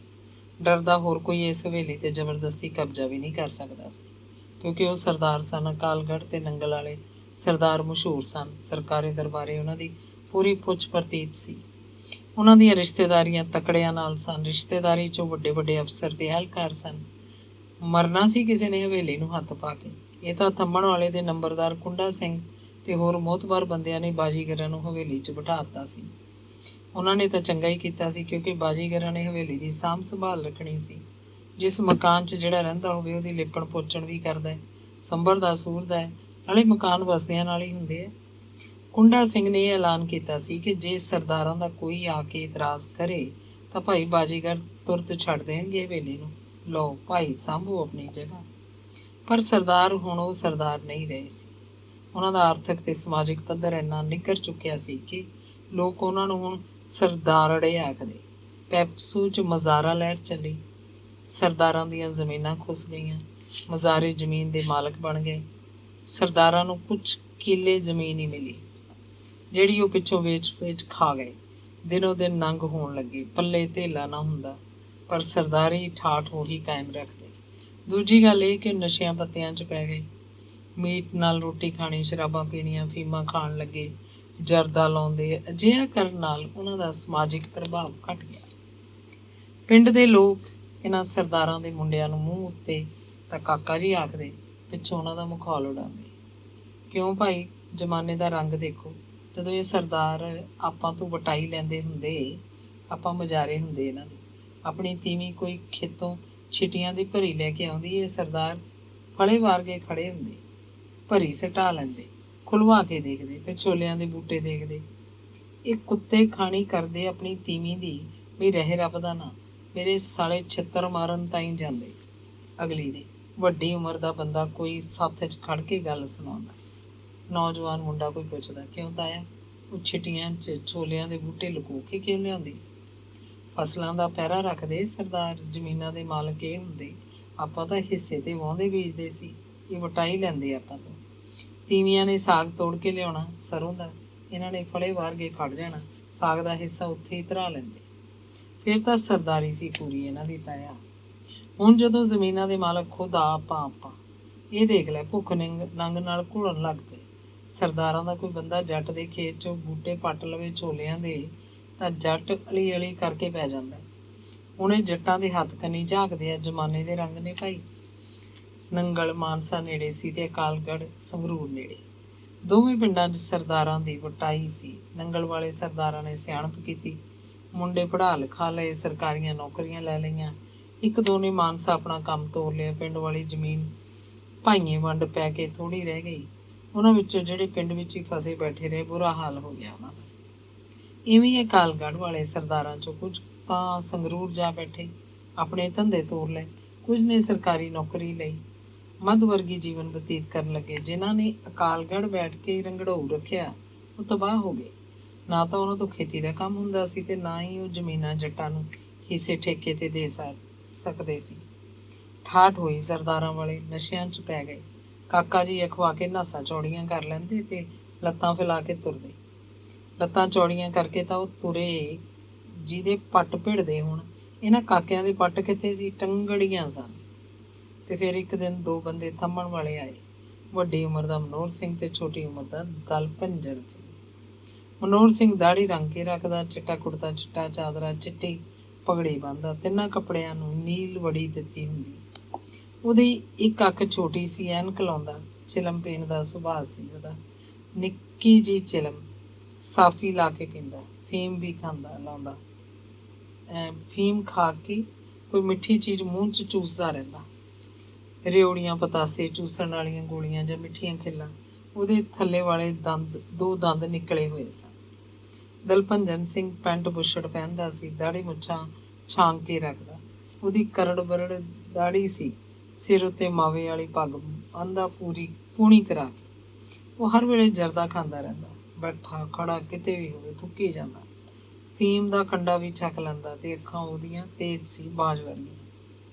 ਉਹ ਦੋਵੇਂ ਇਕੱਠੇ ਹੀ ਕਿੱਧਰੋਂ ਆਏ ਸਨ। ਪਹਿਲਾਂ ਮੁਕੰਦ ਸਿੰਘ ਦੀ ਹਵੇਲੀ ਗਏ। ਚੰਨੂ ਘਰ ਨਹੀਂ ਸੀ, ਨਾ ਹੀ ਨਹਿਰੂ। ਗਾਨੀ ਨੇ ਉਹਨਾਂ ਵਾਸਤੇ ਚਾਹ ਬਣਾਈ। ਸਿਆਲ ਉਤਰ ਰਿਹਾ ਸੀ, ਮਿੱਠੀ ਮਿੱਠੀ ਠੰਡ ਹੁੰਦੀ। ਗਾਨੀ ਨੇ ਸਮਝਿਆ ਕਿ ਤੂੰ ਆਏ ਨੇ, ਊਠਾਂ ਦੀ ਗਾਹਕੀ ਹੋਏਗੀ। ਉਹਨਾਂ ਨੇ ਚਾਹ ਪੀਤੀ ਬੈਠੇ ਰਹੇ, ਉਹਨਾਂ ਦੀ ਗੱਲ ਕੋਈ ਨਹੀਂ ਕੀਤੀ। ਵਿਹੜੇ 'ਚ ਬੈਠੇ ਬਿੰਦੇ ਬਿੰਦੇ ਹਵੇਲੀ ਵੱਲ ਝਾਕਦੇ ਵੱਡੇ ਬੰਦੇ ਨੇ ਪੁੱਛਿਆ, ਤੁਸੀਂ ਭਾਈ ਹੁਣ ਇੱਥੇ ਰਹਿੰਦੇ ਹੋ? ਅਸੀਂ ਆ ਬਸ ਬਾਬਾ, ਬਾਪੂ ਤਾਂ ਢਾਬ 'ਤੇ ਰਹਿੰਦਾ। ਤੁਸੀਂ ਕੌਣ ਕੌਣ? ਚੰਨੂ, ਮੈਂ ਤੇ ਨਹਿਰੂ ਸਾਡਾ। ਨਹਿਰੂ ਕੌਣ? ਨਹਿਰੂ ਬਾਬਾ ਸਾਡੇ ਮੁੰਡੇ ਦਾ ਨਾਂ ਹੈ। ਉਹ ਦੋਵੇਂ ਹੱਸਣ ਲੱਗੇ। ਫਿਰ ਵੱਡੇ ਨੇ ਕਿਹਾ, ਉੱਤੇ ਭਾਈ ਚੁਬਾਰੇ ਨੂੰ ਜਿੰਦਾ ਤਾਂ ਨਹੀਂ ਲੱਗਾ ਹੋਇਆ? ਅਸੀਂ ਥੋੜ੍ਹਾ ਜਿਹਾ ਆਰਾਮ ਕਰਾਂਗੇ, ਫਿਰ ਕਰਦੇ ਹਾਂ ਗੱਲ। ਨਹੀਂ ਬਾਬਾ, ਖੁੱਲ੍ਹਾ ਹੀ ਪਿਆ ਚੁਬਾਰਾ ਤਾਂ, ਮੰਜੇ ਨੇ ਵੀ ਉੱਤੇ, ਆਹ ਪੌੜੀਆਂ ਚੜ੍ਹ ਜਾਓ। ਮਨੂਰ ਸਿੰਘ ਆਪਣੀ ਭੈਣ ਵੇਲੇ ਇੱਥੇ ਆਉਂਦਾ ਰਿਹਾ ਸੀ। ਉਹ ਪਿੰਡ ਦਾ ਵਾਕਫ ਸੀ, ਇਸ ਹਵੇਲੀ ਦਾ ਵੀ। ਉਹ ਕਾਲਗੜ੍ਹ ਤੋਂ ਸੀ, ਰਜਿੰਦਰ ਸਿੰਘ ਦਾ ਸਾਲਾ। ਦਲਭੰਜਨ ਸਿੰਘ ਇਸ ਪਿੰਡ ਪਹਿਲੀ ਵਾਰੀ ਆਇਆ ਸੀ। ਉਹ ਨੰਗਲ ਤੋਂ ਸੀ, ਮਨਜਿੰਦਰ ਪਾਲ ਦੀ ਬਹੂ ਦਾ ਭਤੀਜਾ। ਦੋਵੇਂ ਕੋਈ ਗੱਲ ਮਿੱਥ ਕੇ ਆਏ ਸਨ। ਉਹ ਉੱਤੇ ਚੁਬਾਰੇ 'ਚ ਮੰਜੇ ਢਾਹ ਕੇ ਪੈ ਗਏ। ਪਏ ਗੱਲਾਂ ਕਰਨ ਲੱਗੇ। ਕੋਈ ਜਣਾ ਤਾਂ 'ਚ ਆ ਕੇ ਗੱਲ ਕਰਦਾ, ਮੰਜੇ ਤੋਂ ਉੱਠ ਕੇ ਬੈਠ ਜਾਂਦਾ, ਗੱਲ ਮੁਕਾ ਕੇ ਫੇਰ ਪੈ ਜਾਂਦਾ। ਦੋਵੇਂ ਕੁਰਸੀ 'ਤੇ ਚਾਬੜਾ ਪਾ ਰਹੇ ਸੀ। ਦਲਭੰਜਨ ਜਰਦੇ ਦੀ ਟੁਕੜੀ ਜੀਭ ਥੱਲੇ ਰੱਖ ਕੇ ਆਖ ਰਿਹਾ ਸੀ, ਆਪਾਂ ਤਾਂ ਸਮਝੇ ਸੀ ਬਾਜੀਗਰਾਂ ਦਾ ਪੂਰਾ ਟੱਬਰ ਹੋਊ, 8-10 ਜਣੇ ਹੋਣਗੇ। ਐਨਿਆਂ ਨੂੰ ਕਿਵੇਂ ਕੱਢਾਂਗੇ? ਇਹ ਤਾਂ ਇੱਕੋ ਹੈ ਚੰਨੂ, ਮੰਨੂ ਕੋਈ। ਇਹ ਆਪਣੀ ਕੀ ਯਾਦ ਹੈ, ਜਦੋਂ ਮਰਜ਼ੀ ਕੱਢ ਕੇ ਬਾਹਰ ਮਾਰਦੇ। ਹਵੇਲੀ ਆਪਣੀ ਨਹੀਂ, ਐ ਨਹੀਂ। ਸਿਆਣਪ ਨਾਲ ਹੀ ਹਵੇਲੀ ਖਾਲੀ ਕਰਾਵਾਂਗੇ। ਇੱਥੋਂ ਨੰਬਰਦਾਰ ਕੋਲ ਚੱਲਦੇ ਆ, ਉਹ ਮੰਨੀ ਦੰਨੀ ਦਾ ਆਦਮੀ ਹੈ। ਇਸ ਪਿੰਡ ਦਾ ਨੰਬਰਦਾਰ ਕੁੰਡਾ ਹੈ, ਮਨੋਹਰ ਸਿੰਘ ਨੇ ਕਿਹਾ। ਆਥਣ ਹੋਇਆ ਚੰਨੂ ਵੀ ਊਠ 'ਤੇ ਲੈ ਕੇ ਆ ਗਿਆ। ਗਾਨੀ ਨੇ ਉਹਨੂੰ ਚੁਬਾਰੇ 'ਚ ਪਏ ਬੰਦਿਆਂ ਬਾਰੇ ਦੱਸਿਆ। ਊਠ ਕਿੱਲਿਆਂ ਉੱਤੇ ਬੰਨ੍ਹ ਕੇ ਚੁਬਾਰੇ ਜਾ ਚੜ੍ਹਿਆ। ਸਤਿ ਸ਼੍ਰੀ ਅਕਾਲ ਬੁਲਾਈ। ਦੋਵੇਂ ਉਹਦੇ ਵੱਲ ਝਾਕਣ ਲੱਗੇ। ਉਹਦਾ ਬਾਜੀਗਰਾਂ ਵਾਲਾ ਚਿਹਰਾ ਮੋਹਰਾ ਪਛਾਣ ਕੇ ਮਨੋਹਰ ਸਿੰਘ ਬੋਲਿਆ, ਤੂੰ ਰਹਿਣਾ ਭਾਈ ਇੱਥੇ? ਹਾਂਜੀ, ਮੈਂ ਹੀ ਹਾਂ। ਜਾਂ ਮੇਰਾ ਟੱਬਰ ਹੈ। ਬਾਪੂ ਤਾਂ ਢਾਬ 'ਤੇ ਹੀ ਹੁੰਦਾ। ਬਾਪੂ ਕੌਣ? ਦੁੱਲਾ ਸਿੰਘ ਪਿਓ ਹੈ ਮੇਰਾ। ਸੁਣਿਆ ਸੀ ਪਹਿਲਾਂ ਤਾਂ ਤੁਸੀਂ ਬਹੁਤ ਜਣੇ ਹੁੰਦੇ ਸੀ ਇੱਥੇ, ਬਾਕੀ ਕਿੱਧਰ ਗਏ? ਮਨੋਹਰ ਸਿੰਘ ਨੇ ਸੁਭਾਈਕੀ ਪੁੱਛਿਆ। ਹਾਂ, ਅਸੀਂ 4 ਭਰਾ ਹਾਂ, ਸਾਰੇ ਇੱਥੇ ਹੀ ਹੁੰਦੇ ਆ। ਉਹਨਾਂ ਦੇ ਟੱਬਰ ਵੀ ਹੁਣ ਮੈਂ ਹੀ ਹਾਂ ਇਕੱਲਾ। ਤੇ ਫਿਰ ਚੰਨੂ ਨੇ ਉਲਟਾ ਕੇ ਪੁੱਛਿਆ, ਤੁਸੀਂ ਕਿੱਥੋਂ ਆਏ ਹੋ? ਮੈਂ ਤਾਂ ਭਾਈ ਕਾਲਗੜ੍ਹ ਤੋਂ ਆ ਰਿਹਾ। ਇਹ ਮੁੰਡਾ ਨੰਗਲ ਦਾ ਹੈ, ਸਮਝ ਗਿਆ ਹੋਏਗਾ। ਮਨੋਹਰ ਸਿੰਘ ਨੇ ਉਹਦੇ ਵੱਲ ਟੇਢੀ ਨਿਗਾਹ ਕਰਕੇ ਝਾਕਿਆ। ਚੰਨੂ ਨੇ ਦੁੱਲੇ 'ਤੇ ਇਹ ਸਭ ਗੱਲਾਂ ਸੁਣੀਆਂ ਹੋਈਆਂ ਸੀ। ਹੁਣ ਦੇ ਕੰਨ ਪਟਾਕ ਦੇ ਕੇ ਖੁੱਲ੍ਹ ਗਏ। ਉਹ ਅੰਦਰੋਂ ਅੰਦਰ ਹੈਰਾਨ ਹੋਇਆ, ਕਿਉਂ ਆਏ ਨੇ ਸਰਦਾਰ? ਚੰਨੂ ਉਹਨਾਂ ਖਾਤਰ ਕਰੜੀ ਜੀ ਚਾਹ ਬਣਵਾ ਕੇ ਲਿਆਇਆ। ਚਾਹ ਪੀਂਦੇ ਪੁਰਾਣੇ ਵਕਤਾਂ ਦੀਆਂ ਗੱਲਾਂ ਕਰਨ ਲੱਗੇ। ਮਨੋਹਰ ਸਿੰਘ ਦਲਭੰਜਨ ਨੂੰ ਸਾਰੇ ਕਿੱਸੇ ਸੁਣਾ ਰਿਹਾ ਸੀ। ਚੰਨੂ ਉਹਨਾਂ ਦੇ ਕੋਲ ਹੀ ਬੈਠਾ ਸੀ। ਬਹੁਤੀਆਂ ਗੱਲਾਂ ਤੋਂ ਉਹ ਪਹਿਲਾਂ ਹੀ ਜਾਣੂ ਸੀ। ਮਨੋਹਰ ਸਿੰਘ ਦਲਭੰਜਨ ਨੂੰ ਨਹੀਂ, ਅਸਲ 'ਚ ਇਹ ਗੱਲਾਂ ਚੰਨੂ ਨੂੰ ਸੁਣਾ ਰਿਹਾ ਸੀ, ਤਾਂ ਕਿ ਉਹ ਚੰਗੀ ਤਰ੍ਹਾਂ ਸਮਝ ਜਾਏ ਕਿ ਹਵੇਲੀ ਦੇ ਮਾਲਕ ਉਹੀ ਹਨ ਜਿਹੜੇ ਉਹਦੇ ਸਾਹਮਣੇ ਬੈਠੇ ਆ। ਉਸ ਸ਼ਾਮ ਉਹ ਪਿੰਡ 'ਚ ਨਹੀਂ ਗਏ। ਆਥਣ ਦੀ ਰੋਟੀ ਚੰਨੂ ਨਹੀਂ ਖਵਾਈ। ਆਪਣੀ ਜਾਨ 'ਚ ਵਧੀਆ ਰੋਟੀ ਬਣਾ ਕੇ ਦਿੱਤੀ। ਗਾਨੀ ਨੇ ਸ਼ੱਕਰ ਘਿਓ ਵੀ ਪਾਇਆ। ਆਲੂ ਗੋਭੀ ਦੀ ਸਬਜ਼ੀ ਸੀ। ਸਬਜ਼ੀ 'ਚ ਘਿਓ ਉੱਤੋਂ ਦੀ ਤਰਦਾ ਫਿਰਦਾ ਸੀ। ਉਹਦਾ ਨੰਗ ਸਰਦਾਰਾਂ ਦੇ ਘਰੀਂ ਅਜਿਹੀ ਰੋਟੀ ਕਦੋਂ ਮਿਲਦੀ ਹੋਏਗੀ। ਉਹ ਪੂਰੇ ਖੁਸ਼ ਹੋਏ। ਰਾਤ ਨੂੰ ਮੱਝ ਦਾ ਦੁੱਧ ਵੀ ਪੀਤਾ, ਅਣਘਾਲਿਆ ਦੁੱਧ ਵਿੱਚ ਖੰਡ ਪਾਈ ਹੋਈ। ਮੌਜਾਂ ਸਨ ਕਾਕਿਆਂ ਦੀਆਂ। ਅਗਲੇ ਦਿਨ ਨਹਾ ਧੋ ਕੇ ਚਾਹ ਨਾਲ ਸਲੂਣੇ ਪਰੌਂਠੇ ਖਾ ਕੇ ਉਹ ਪਿੰਡ 'ਚ ਵੜ ਗਏ। ਦਲਭੰਜਨ ਨੂੰ ਕੋਈ ਨਹੀਂ ਜਾਣਦਾ ਸੀ। ਮਨੋਹਰ ਸਿੰਘ ਨੂੰ ਕਈ ਬੰਦੇ ਮਿਲੇ। ਕੋਈ ਹਰ ਕੋਈ ਪੁੱਛਦਾ, ਓਏ ਸੁਣਾ ਬਈ ਮਨੋਰੀ, ਤੂੰ ਇਹੋ ਜਿਹਾ ਹੋ ਗਿਆ ਹੁਣ, ਬਹੁਤਾ ਹੀ ਬੁੜਾ ਜਿਹਾ ਲੱਗਦਾ। ਬੁੜਾ ਸ਼ਬਦ ਸੁਣ ਕੇ ਆਪਣੀ ਐਨਕ ਠੀਕ ਕਰਦਾ ਤੇ ਮੁੱਛਾਂ ਨੂੰ ਤਾ ਦੇਣ ਲੱਗਦਾ। ਉਹ ਨੰਬਰਦਾਰ ਕੁੰਡਾ ਸਿੰਘ ਦੇ ਘਰ ਗਏ। ਇਵੇਂ ਹੀ ਉਹ ਬੋਲਿਆ, ਮਨੋਰੀ ਹੈ? ਹੋਰ ਤੈਨੂੰ ਕੌਣ ਦਿਸਦਾ ਨੰਬਰਦਾਰਾ? ਉਹਦੇ 'ਚ ਸਰਦਾਰੀ ਰੂਹ ਕਾਇਮ ਸੀ। ਨੰਬਰਦਾਰ ਨੇ ਉਹਨਾਂ ਨੂੰ ਬੈਠਕ 'ਚ ਕੁਰਸੀਆਂ 'ਤੇ ਬਿਠਾਇਆ, ਚਾਹ ਪਿਲਾਈ। ਮਨੋਹਰ ਸਿੰਘ ਨੇ ਆਪ ਹੀ ਦੱਸਿਆ, ਇਹ ਕਾਕਾ ਨੰਗਲ ਤੋਂ ਹੈ, ਮਨਜਿੰਦਰਪਾਲ ਸਿੰਘ ਦੇ ਸਾਲੇ ਦਾ ਮੁੰਡਾ। ਨੰਬਰਦਾਰ ਸਾਰੀ ਗੱਲ ਸਮਝ ਗਿਆ ਕਿ ਉਹ ਕਿਵੇਂ ਆਏ ਨੇ ਇੱਥੇ। ਫਿਰ ਵੀ ਪੁੱਛਿਆ, ਇੰਨੇ ਚਿਰ ਪਿੱਛੋਂ ਗੇੜਾ ਮਾਰਿਆ, ਸਰਦਾਰ ਮਨੋਹਰ ਸਿੰਘ ਕਿਵੇਂ ਆਉਣਾ ਹੋਇਆ?